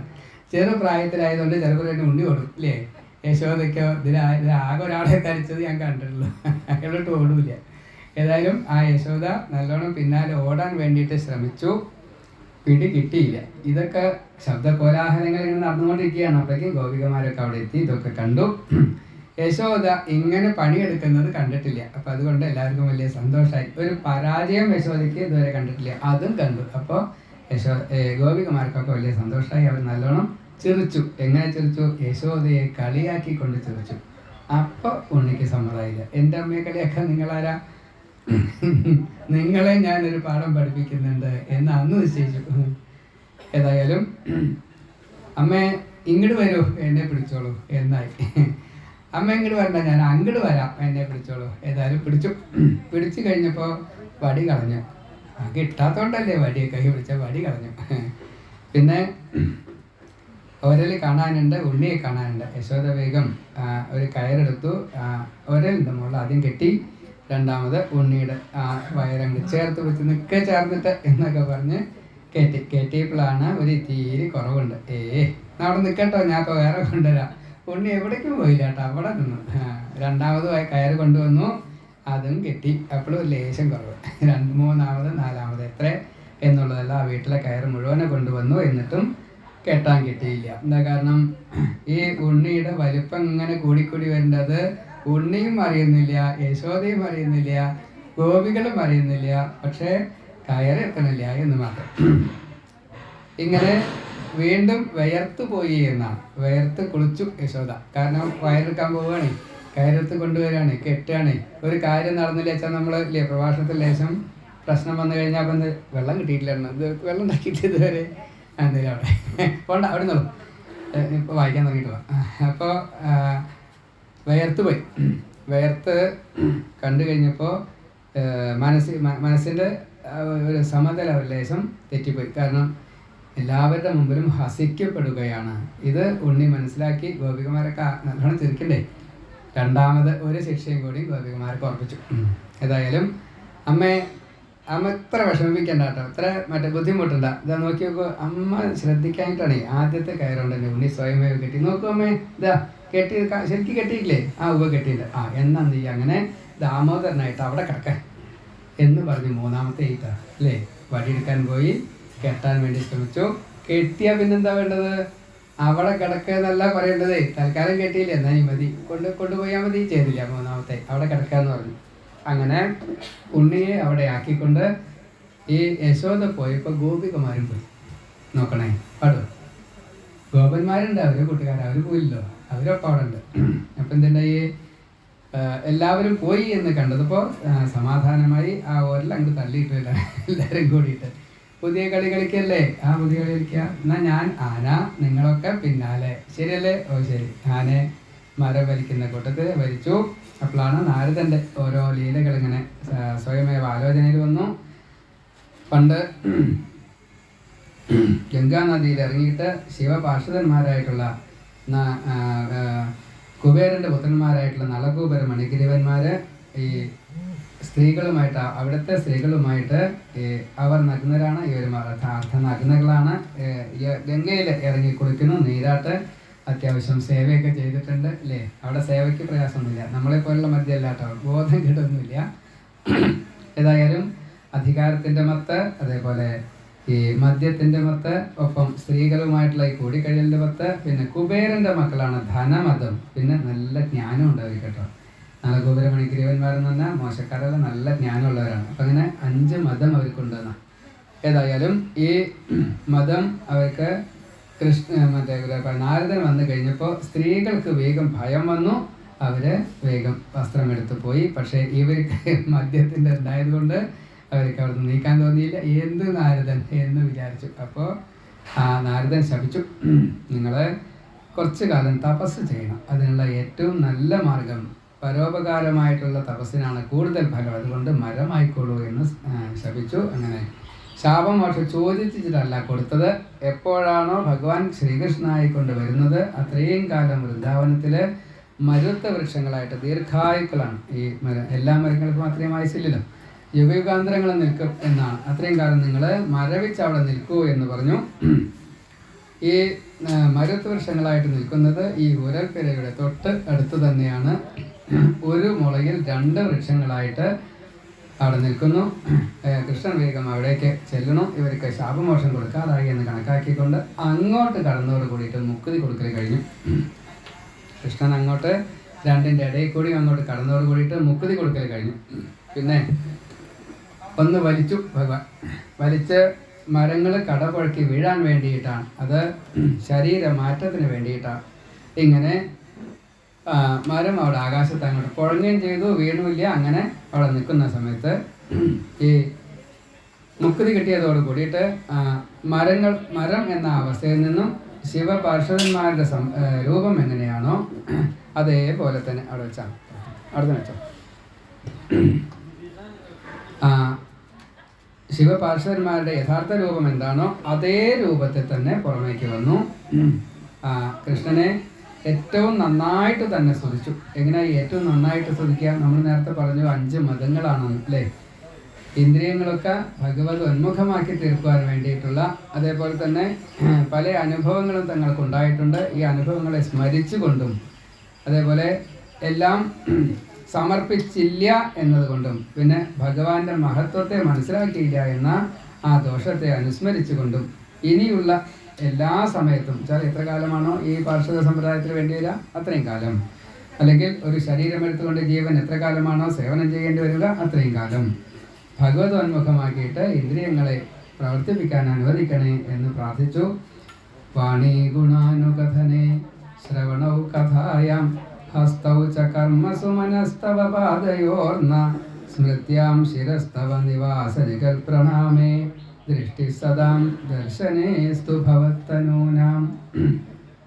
എൻ്റെ കൈകൾ ഭഗവാന്റെ പരിചര്യ ചെയ്യുവാനായിട്ട്, കണ്ണുകൾ ഭഗവാനെ കാണാനായിട്ട്. എങ്ങനെയാണ് ഭഗവാനെ കാണേണ്ടത്? എല്ലാവരിലും ഭഗവാനെ കാണാനുള്ള കണ്ണായിട്ട്. അതേപോലെ കഥകൾ കേൾക്കുവാനായിട്ട് ഈ കാതുകൾ, ഭഗവാന്റെ പാദധൂളി ഏൽക്കാനായിട്ടും അല്ലെങ്കിൽ ഭക്തന്മാരുടെ പാദധൂളി ഏൽക്കാനായിട്ടും, അല്ലെങ്കിൽ പാദധൂളിയായാലും വേണ്ടില്ല, പാദ തീർത്ഥമായാലും വേണ്ടില്ല, പാദത്തിലെ അടയാളങ്ങൾ വീണതായിട്ടുള്ള മൺധൂളികളെ സ്വീകരിക്കാൻ, മൺപൊടികളെ സ്വീകരിക്കാനായാലും വേണ്ടില്ല. ഈ ശരീരത്തിൻ്റെ തൊലി അതിനായിട്ട് വരട്ടെ. അതേപോലെ ഈ ശിരസ്സുണ്ടല്ലോ അത് ഭഗവാനെ നമസ്കരിക്കുവാനാവട്ടെ. ഇങ്ങനെ എല്ലാ ഇന്ദ്രിയങ്ങളും ഭഗവത് ഉന്മുഖമാക്കിക്കൊണ്ട് പ്രവർത്തിപ്പിക്കുമാറാവണേ എന്ന് പ്രാർത്ഥിച്ചുകൊണ്ട് സ്തുതിയെ അവിടെ അവസാനിപ്പിക്കുന്നു. ഇങ്ങനെ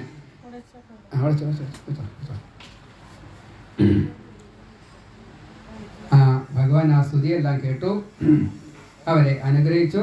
ഇനി നിങ്ങൾ എന്ത് ചെയ്താലും അത് എനിക്ക് വേണ്ടിയിട്ടുള്ള സേവയായിട്ട് മാറും എന്ന് അവരെ അനുഗ്രഹിച്ചു. അപ്പോൾ അവിടെ ശിവപാർഷദന്മാരാണ്, ശിവന് വേണ്ടിയിട്ടാണ് സേവനം ചെയ്യുക, ആ ശിവൻ ഞാൻ തന്നെയാണ് എന്ന് അനുഗ്രഹിച്ച് അവരെ പറഞ്ഞയക്കുന്നു.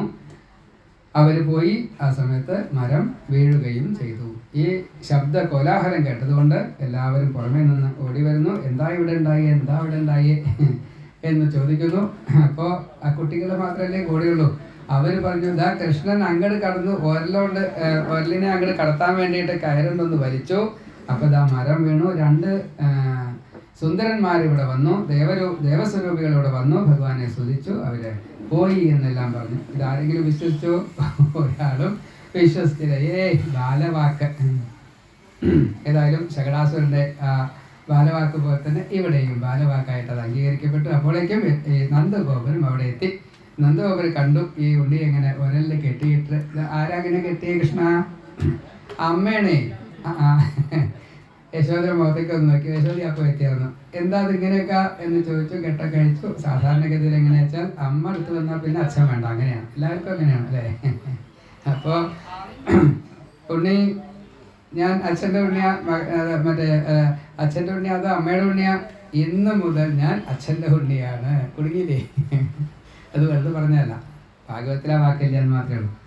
ഈ വ്യാഖ്യാനം ഗർഗഭാഗവത്തിലും ഇല്ല. പക്ഷേ ഇവിടുന്ന് അങ്ങോട്ടുള്ള ലീലകൾ മുഴുവൻ യശോദയ്ക്ക് ഈ വാക്കിലൂടെ ഉറച്ചു പോയി എന്നാണ്. ദാമോദരനായിട്ട് നിൽക്കുന്ന ആ ഉണ്ണിയുടെ സ്വരൂപം താനായിട്ടാണല്ലോ ഉണ്ടാക്കിയത്. കേശവായനോ നാരായണായനോ മാധവായനോ ഗോവിന്ദായനോ വിഷ്ണുവായനോ മധുസൂദനായനോ ത്രിവിക്രമായനോ വാമനായനോ ശ്രീധായനോ പത്മനാഭായനോ ദാമോദരായനോ അല്ലേ? ഇത് കഴിക്കോ? ഒടുക്കത്തെ നാമം ദാമോദരനാണ്. ദാമോദരൻ എങ്ങനെയാണ് ഒടുക്കത്തെ നാമമായിട്ട് ഈ 12 നാമങ്ങളിൽ വന്നത്? ഇതാണ് കാരണം.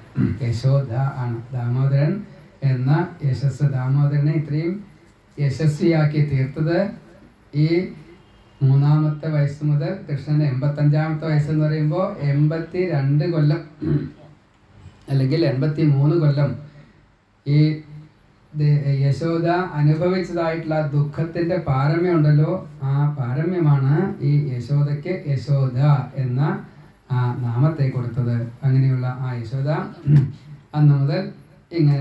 എന്നാൽ പിന്നെ ബാക്കിയുള്ള കാര്യങ്ങളൊക്കെ അതേപോലെ തന്നെ പോകുന്നുണ്ടോ, വ്യത്യാസം ലൗകികമായിട്ട് യാതൊരു വ്യത്യാസങ്ങളും ഇല്ല. ഇങ്ങനെ ദാമോദര ലീല അവിടെ അവസാനിപ്പിക്കുന്നു. തുടർന്ന് 11:30 പുലർക്കാം.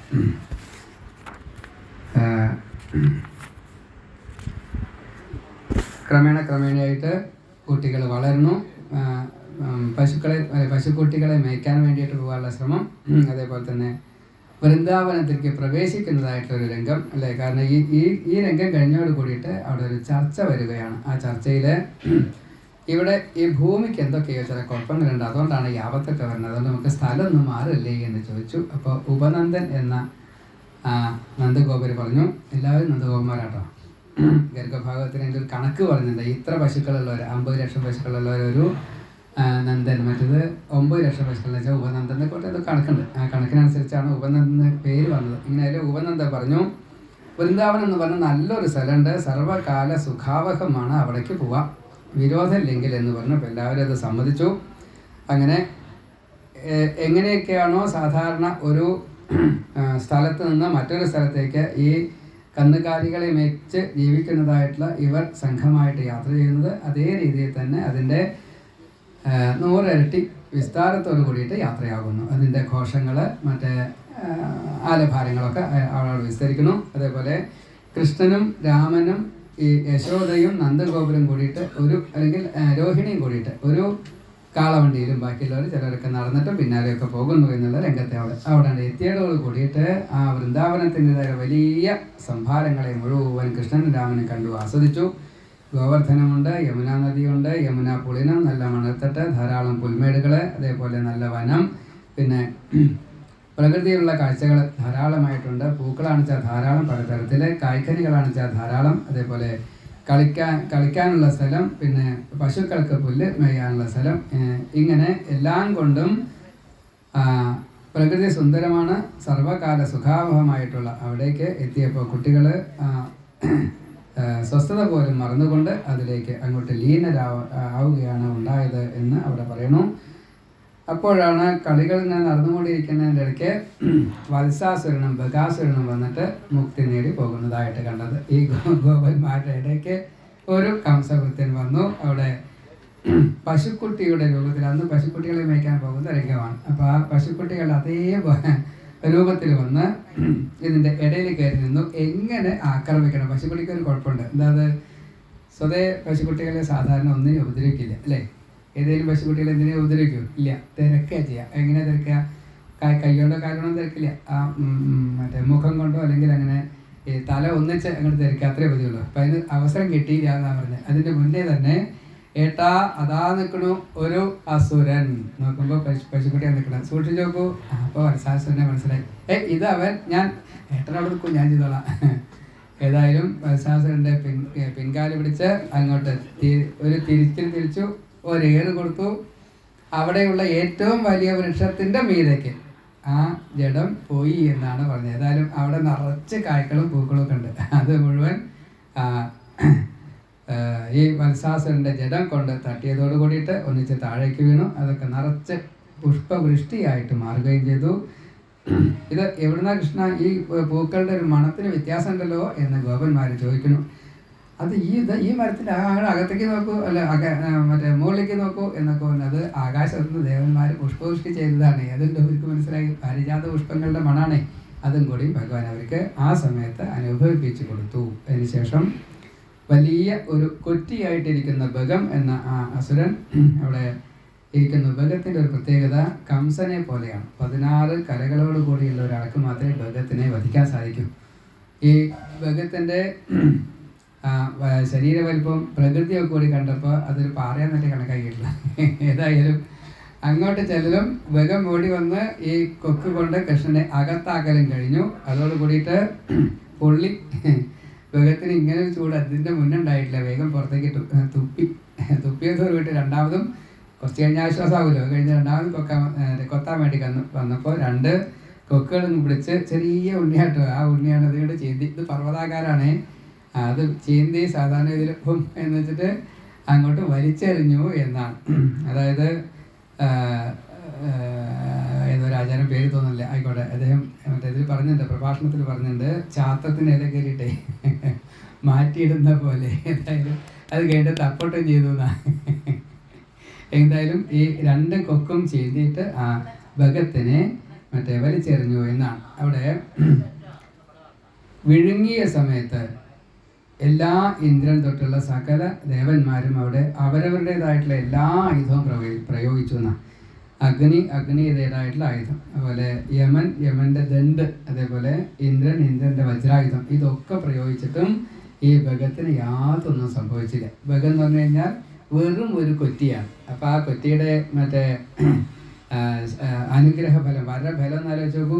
അപ്പോൾ ഭഗവാന് മാത്രമേ എന്തെങ്കിലും ഒന്ന് ചെയ്യാൻ സാധിക്കൂ എന്നുള്ളത് എല്ലാവർക്കും ബോധ്യപ്പെടുത്തി കൊടുത്തതിൻ്റെ ശേഷമാണ് ഭഗവാൻ അവിടെ നിന്നും കൊറ്റിയുടെ ഈ ശരീരത്തിൽ നിന്നും പുറത്തേക്ക് വന്നത്. അതിന് ശേഷമാണ് ഈ ചീന്തിയിട്ട് വലിച്ച് എറിഞ്ഞത്. അതാണ് അവിടെ ചാത്തം എന്നൊക്കെ പറയാനുള്ള കാരണം. ഏതായാലും വത്സാസുരം കഴിഞ്ഞു, ബഗാസുരൻ ഉണ്ടായി. അതിൻ്റെ ഇടയ്ക്ക് ചെറിയൊരു ലീലയും കൂടി ഉണ്ടായിട്ടുണ്ട്. അതായത് ഒരു പഴക്കച്ചവടക്കാരി, 2 ശ്ലോകങ്ങളെ കൊണ്ടാട്ടോ ഭാഗവതത്തിൽ പറഞ്ഞെന്ന്. ഒരു പഴക്കച്ചവടക്കാരി വന്നു,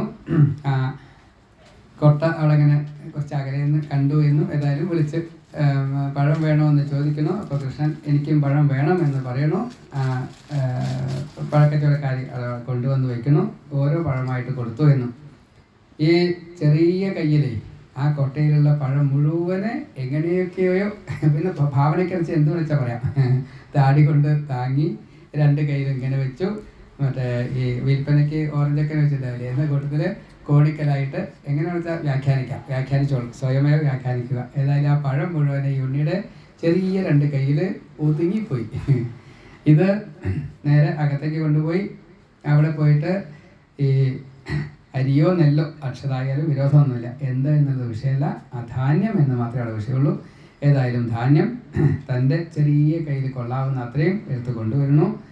കുട്ടികൾ ഓടുകയാണല്ലോ ചെയ്യുക, ഇതിൽ ശ്രദ്ധിക്കാൻ പറ്റില്ല, ഓടുന്ന സമയത്ത് ഇതിൽ ശ്രദ്ധിക്കാൻ പറ്റില്ല. അപ്പോൾ സ്വാഭാവികമായിട്ടും കയ്യിലുള്ളതൊക്കെ കുറേശ്ശെ കൊഴി. അപ്പോൾ ബാക്കി കയ്യിൽ പറ്റി പിടിച്ചെന്തോ അത് ഈ കാലിക്കൊട്ടയിൽ ഇട്ട് കൊടുക്കുകയാണ് ഉണ്ടായത്. ഈ അമ്മയാവട്ടെ പഴം വെച്ച് കൊടുക്കുന്നത് മുതൽ ആ ധാന്യം ഇവിടെ കൊണ്ടുവന്ന് കൊട്ടയിൽ ഇടുന്നത് വരെയുള്ള കാഴ്ചകൾ കണ്ണ് തുറന്ന് സൂക്ഷിച്ച് നോക്കിയതാണ്. അപ്പോൾ ഒരു ആവാഹനം നടന്നു. ഈ ആവാഹനയോട് കൂടിയിട്ട് പിന്നെ പഴം വിട്ടു, ബാക്കിയുള്ള സകലതും വിട്ടു, ഈ ഉണ്ണി മാത്രമായി ആ ഉള്ളിൽ എന്നാണ്. അങ്ങനെ ഉണ്ണിയുടെ പാട്ടിന് പോയി, കാരണം കളിയും കാര്യങ്ങളൊക്കെ ഉണ്ണിക്ക് എത്ര പേർക്ക് പണിയുണ്ട്. ഉണ്ണി പോയതോട് കൂടിയിട്ട് കൊട്ട തലയിൽ വെച്ചു, നടന്നു പോകുന്നു. കുറച്ചങ്ങോട്ട് പോയി കഴിഞ്ഞപ്പോൾ തിരിഞ്ഞു നോക്കിയപ്പോൾ ഉണ്ണി ഇങ്ങനെ തന്നെ നോക്കണു. വീണ്ടും വീണ്ടും നോക്കുകയാണ്. അങ്ങനെ വീട്ടിൽ എത്താറായപ്പോഴേക്കും ഈ കൊട്ട തലയിൽ വെച്ച് ഒന്നും ഉണ്ടാകുന്നില്ല. നോക്കുമ്പോൾ അവിടെ ഭയങ്കര കനം, ഇതെന്താ ഇങ്ങനെ ഒരു കനം. ഏതായാലും വീട്ടിലെത്തി ഇറക്കി എങ്ങനെയൊക്കെയോ ഇറക്കി വെച്ച് നോക്കിയപ്പോൾ നിറച്ച രത്നങ്ങളാണ്. മഹാപ്രഭുവായിട്ട് ഇന്നും അവർ ലോകത്തിലുണ്ട് എന്ന് പറയുന്നു. ഏത് എന്നുള്ളത് നമുക്ക് വിഷയമല്ല. എങ്ങനെയായാലും ആ പഴക്കച്ചവടക്കാരിക്ക് ഭഗവാൻ പൂർവ്വജന്മത്തിൽ കൊടുത്തതായിട്ടുള്ള വലിയ ഒരു കടം ഈ ജന്മത്തോട് കൂടിയിട്ട് തീർത്തു എന്നാണ്. ശബരിയായിരുന്നു ആ പഴക്കച്ചവടക്കാരി എന്നും വളരെ ദാരിദ്ര്യത്തോടു കൂടിയിട്ട്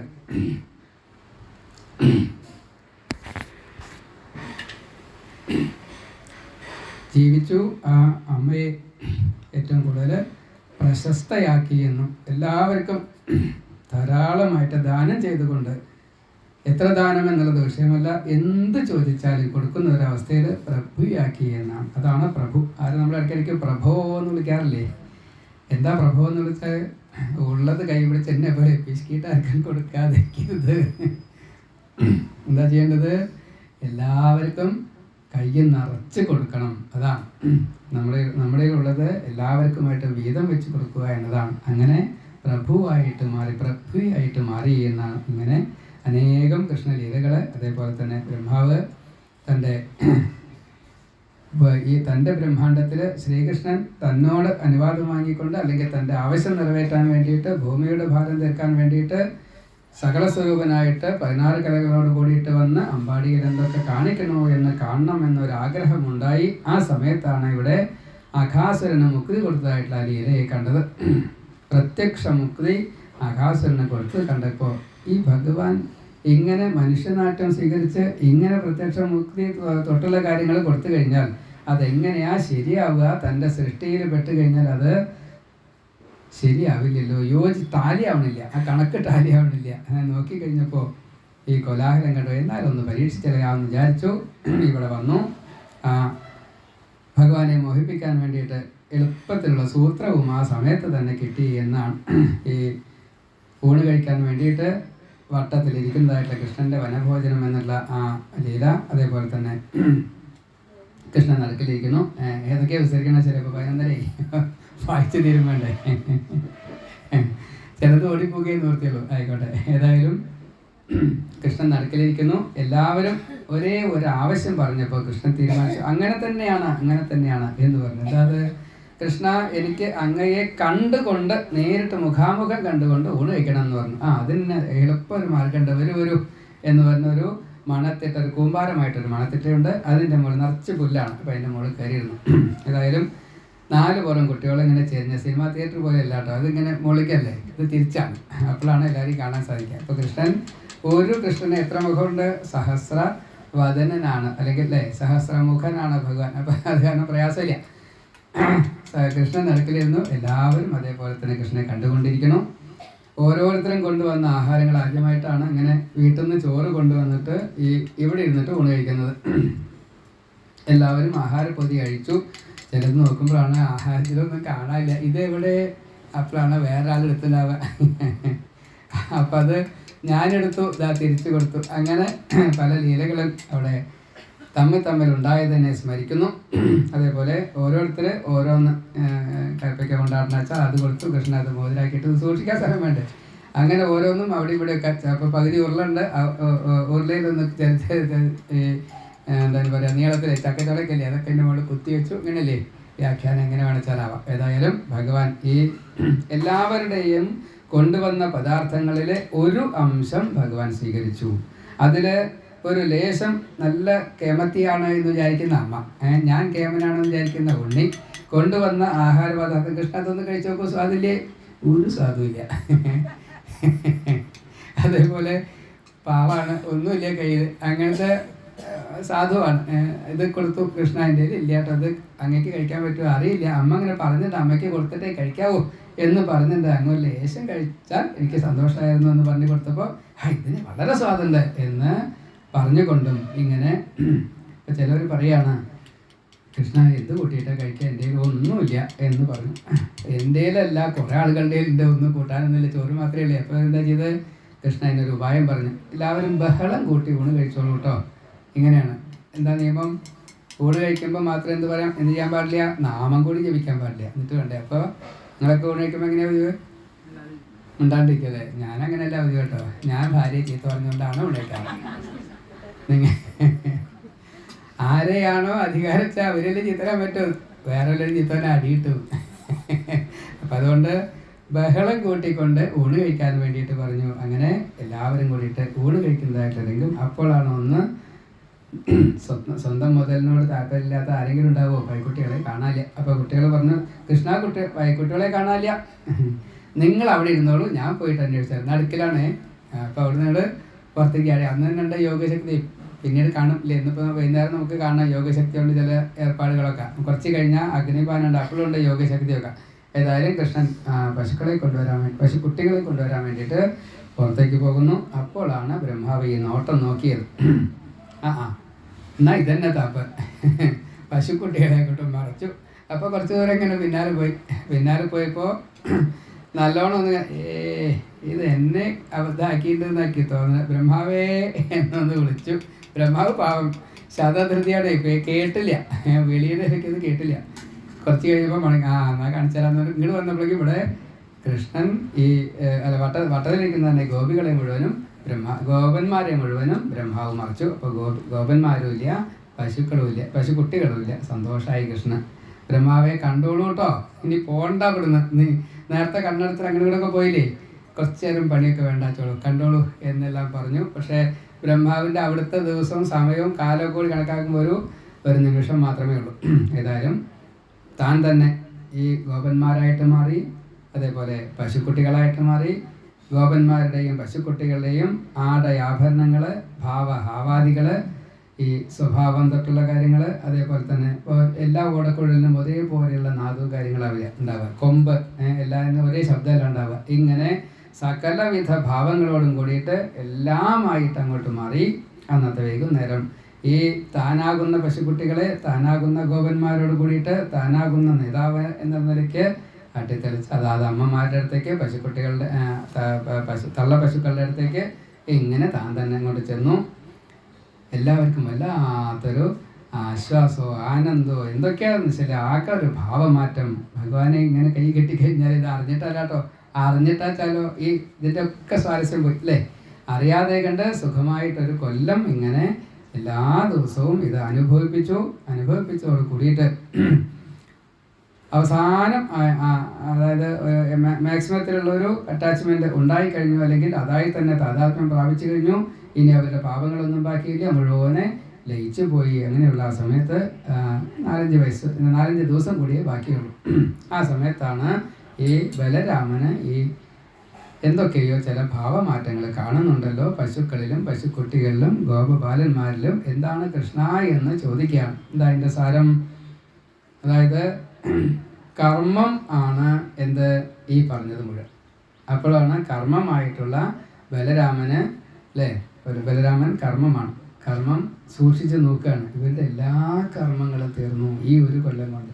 ഇനി ഒന്നും പ്രാരബ്ധമായിട്ടില്ല. ഇവരൊക്കെ പല ജന്മങ്ങൾ അവിടെയും ഇവിടെയൊക്കെ സ്വീകരിച്ച് എങ്ങനെയൊക്കെയോ നട്ടം തിരിഞ്ഞിട്ട് ഈ ഗോലോകത്തിലേക്ക് എത്തിയതും ചില കുഴപ്പങ്ങൾ സംഭവിച്ചപ്പോഴാണ് അവരുടെ തന്നെ ആഗ്രഹപ്രകാരം ഇതെല്ലാം അനുഭവിക്കാനായിട്ട്, അതേപോലെ തന്നെ ഭഗവാനെ സ്വീകരിക്കാനുള്ള അർഹതയായിട്ട് ഈ ഭൂമിയിലെത്തിയത്. അതുപോലും തീർന്നിരിക്കുന്നു എന്ന് കണ്ടുപിടിച്ചു. പിന്നെ എന്താ ലേശം ബാക്കിയുള്ളത്? ഈ കൃഷ്ണൻ മറയുന്നത് വരെ ഈ ഭൂമിയിൽ തന്നെ അവർക്ക് വസിക്കണം. അതാണ് ഒരു 4-5 ദിവസത്തെ ബാക്കി എന്ന് പറഞ്ഞ് ആ സമയത്ത് ഇത് കാണിച്ചു കൊടുത്തുള്ളൂ എന്ന് പറയാനുള്ള കാരണം. അങ്ങനെ ബലരാമൻ കണ്ടുപിടിച്ചു. അനുജ എന്താ അത് ചോദിച്ചു. ഏട്ടാ മിണ്ടരുത്, ഇത് ബ്രഹ്മാവ് ചെയ്ത പണിയാണ്. ഞാൻ അനങ്ങരുത്, കാരണം ബ്രഹ്മാവിനെ ചിലപ്പോഴേ മേടും. അതുകൊണ്ട് കണ്ടു വന്നിരിക്കണ്ട, അറിഞ്ഞു വന്നിരിക്കണ്ട. ഓ ശരി ആയിക്കോട്ടെ, എന്നാൽ ഞാൻ കണ്ടോളാം. എങ്ങനെയാണ് മനസ്സിലാക്കിയത്? കുറേ ദൂരത്ത് കൂടെ വലിയ പശുക്കൾ ഇങ്ങനെ പോവുക. അപ്പോൾ വലിയ വലിയ മതിൽക്കെട്ട് പാറയും കാര്യങ്ങളൊക്കെ ഉണ്ടേ. ഇവിടെ പശുക്കുട്ടികൾ ഇങ്ങനെ നിൽക്കുകയാണ്. ആ സമയത്ത് ആ പശുക്കുട്ടികളെ അപ്പം പ്രസവിച്ച പശുക്കുട്ടികളൊക്കെ ഇവിടെ തൊഴുത്തിലൊക്കെ ഉണ്ട്. അപ്പോൾ അവർക്കാണ് സ്വതവേ പാല് കൊടുക്കുകയൊക്കെ ചെയ്യേണ്ടതേ. ഇവിടുന്ന് ആ പശുക്കുട്ടികൾ ഈ ചാടി കിടക്കാൻ പറ്റാത്ത വലിയ പാറക്കെട്ടും കൂടി ചാടി കടന്നുകൊണ്ട് ഈ കുട്ടികളുടെ അടുത്തേക്ക് മുല കൊടുക്കണം. ഇത് കണ്ടപ്പോഴാണ് ബലരാമൻ ചോദിച്ചത് എന്താ അതിങ്ങനെയാണ്. അപ്പോൾ ശ്രീകൃഷ്ണൻ പറഞ്ഞു, ഏട്ടാ ഇപ്പം കാണിച്ചു തരാം, രസം കണ്ടോളൂ എന്ന് പറഞ്ഞു. അങ്ങനെ കണ്ണ് തുറന്ന് നോക്കുകയാണ് ബ്രഹ്മാവ്. അപ്പം നോക്കുമ്പോൾ ഇവിടെ എല്ലാം അതേ പഴയ പോലെ തന്നെ ബാലന്മാരുണ്ട്, പശുക്കുട്ടികളുണ്ട്, രണ്ടും ഒരുപോലെ തന്നെ ഉണ്ട്. ഇതെന്താ ഇങ്ങനെ വന്ന് അപ്പോൾ താൻ വെച്ച സ്ഥലം ഒന്ന് നോക്കി. അപ്പോൾ അവിടെയുണ്ട്, അവിടെയും അതുപോലെ തന്നെ ഉണ്ട്, ഇവിടെയും അതുപോലെ തന്നെ ഉണ്ട്. ഒന്നും കൂടി സൂക്ഷിച്ച് നോക്കിയപ്പോഴാണ് അത് കണ്ടത് മുഴുവൻ വിഷ്ണു സ്വരൂപൻ, ചതുർബാഹു വിഷ്ണു സ്വരൂപരായിട്ടാണ് ഓരോരുത്തരെയും കണ്ടതേ. ഒന്നും കൂടി നോക്കിയപ്പോൾ ബ്രഹ്മാണ്ടം കണ്ടു. ബ്രഹ്മാണ്ടത്തിൽ ബ്രഹ്മാവുണ്ട്. ശിവ എനിക്ക് അവിടേക്ക് അപ്പം ഞാനിപ്പോൾ ഇല്ല. ബ്രഹ്മാവ് അവിടെ ഉണ്ട്, ഞാനിപ്പോൾ ഇല്ല. അപ്പോൾ സകലവിധ തെറ്റും മനസ്സിലായി. ഇത് സാക്ഷാൽ പരംബ്രഹ്മം തന്നെയാണ്. ഇനി ഞാൻ എന്താ ചെയ്യേണ്ടത് എന്ന് പശ്ചാത്താപിച്ചുകൊണ്ട് മായയിൽ നിന്നും എങ്ങനെയാണ് മറികടക്കേണ്ടത് എന്ന് സ്വയമേവ തന്നെ ചിന്തിക്കുന്നു. ആ ചിന്തിച്ചതോട് കൂടിയിട്ട് തെറ്റ് മനസ്സിലായി ബ്രഹ്മാവിനെ എന്ന് ഭഗവാന് ബോധ്യം വന്നു. ബോധ്യം വന്നതോട് കൂടിയിട്ട് മായ ഒന്ന് മറിച്ചു. എല്ലാ കുട്ടികളും അവിടെയും ഇവിടെയൊക്കെ നിൽക്കുന്നു. കൃഷ്ണൻ ഒറ്റയ്ക്ക് നിൽക്കുന്നു. വേഗം തന്നെ ബ്രഹ്മാവ് ഹംസത്തിൽ നിന്നും പുറത്തിറങ്ങിക്കൊണ്ട് താഴത്തേക്ക് ഇറങ്ങിക്കൊണ്ട് ഒരു വടി പോലെ, സ്വർണ്ണ വടി പോലെ ഭഗവാൻ തൃക്കാൽക്കൽ നമസ്കരിച്ചു. നമസ്കരിച്ചു കഴിഞ്ഞപ്പോൾ മതിയായില്ല തോന്നി. കരഞ്ഞു, കണ്ണുനീരുകൊണ്ട് കാല് കഴുകി പോരാ, വീണ്ടും 4 മുഖങ്ങളുണ്ട് ഭഗവാന്. 4 മുഖം കൊണ്ടും ഭഗവാൻ അത് കാല് പിടിച്ചു. 4 കണ്ണുകളിൽ നിന്നുള്ള കണ്ണുനീരിനെ കൊണ്ട് ഭഗവാന്റെ തൃക്കാലുകൾ കഴുകി നന്നായിട്ട് തന്നെ ഭഗവാനെ സ്തുതിക്കുകയാണ്. ഇങ്ങനെയുള്ള ഈ ഗോപബാലനായിക്കൊണ്ട് സഞ്ചരിക്കുന്നതായിട്ടുള്ള ഭഗവാനെ, അങ്ങയുടെ ഈ മായയിൽ എന്നെ പെടുത്തരുതേ, ഞാനും അങ്ങയുടെ പുത്രനല്ലേ. ആ സ്തുതിയെ വിസ്തരിക്കുന്നില്ല. അങ്ങയുടെ പുത്രനായിട്ടുള്ള എന്നെ അങ്ങ് ശിക്ഷിക്കരുതേ എന്ന് പറയണം. എന്താ ശിക്ഷിക്കരുത്? ഉദാഹരണം പറഞ്ഞതും നമുക്ക് പാഠമാക്കാവുന്ന രീതിയിലാണ്. അതായത് അമ്മയുടെ ഉള്ളിൽ കിടക്കുന്നതായിട്ടുള്ള കുഞ്ഞ് കാല് കൊണ്ട് ചവിട്ടുക, അതേപോലെ അങ്ങോട്ടും ഇങ്ങോട്ടും ചെരിയുക തുടങ്ങിയ കാര്യങ്ങളൊക്കെ ചെയ്യും. അതൊക്കെ ചിലപ്പോൾ അമ്മയ്ക്ക് വേദനയാവാറുമുണ്ട്. പക്ഷേ ആ വേദന കിട്ടിയിട്ടില്ല വെച്ചാൽ പിറ്റേ ദിവസം നേരെ ആസ്പത്രിയിൽ ചെല്ലും. എന്താ കുട്ടി അനങ്ങുന്നില്ലല്ലോ എന്ന് ഈ രീതിയിലാണ്. ഈ ഉണ്ണി പുറത്തേക്ക് വന്നു കഴിഞ്ഞാൽ എന്നെ നീ അവിടെ ഇട്ട് ചവിട്ടിയില്ലേ, അതുകൊണ്ട് എന്നാ അടി എന്നൊക്കെ പറഞ്ഞിട്ട് പതിവില്ല. എന്ന കൂട്ടത്തിൽ ഭഗവാനെ, അങ്ങയുടെ ഗർഭത്തിലുള്ള ഈ അശുവായിട്ടുള്ള ഈ ബ്രഹ്മാവായിട്ടുള്ള ഞാൻ എന്ത് തെറ്റ് ചെയ്തു വെച്ചാലും അങ്ങ് അത് ക്ഷമിക്കുമെന്ന് എനിക്ക് ഉറപ്പുണ്ട്. എന്നാലും ശരി, ഞാൻ അങ്ങയോട് അത് ക്ഷമിക്കണേ എന്ന് പ്രാർത്ഥിക്കുന്നു, നമസ്കരിക്കുന്നു. ഇങ്ങനെ തെറ്റ് പറഞ്ഞുകൊണ്ട് നമസ്കരിച്ചു. അതേപോലെ തന്നെ ഭഗവാൻ ഈശ്വരത്വം കാണിച്ചുകൊണ്ടാണെങ്കിലും മായ കൊണ്ട് മറച്ചിട്ടാണല്ലോ സകല സ്വരൂപം സ്വീകരിച്ച് ഇവിടെ നിൽക്കുന്നത്. മറ്റാർക്കും ഇപ്പോൾ അങ്ങയെ കാണാൻ സാധിക്കില്ലല്ലോ. എനിക്ക് ഭഗവാനെ കാണാനും അറിയാനും സാധിക്കുമല്ലോ. എനിക്ക് ചെറിയൊരു അനുവാദം തരുമോ ഭഗവാനെ എന്ന് ചോദിക്കുകയാണ്. എന്താ വേണ്ടത്?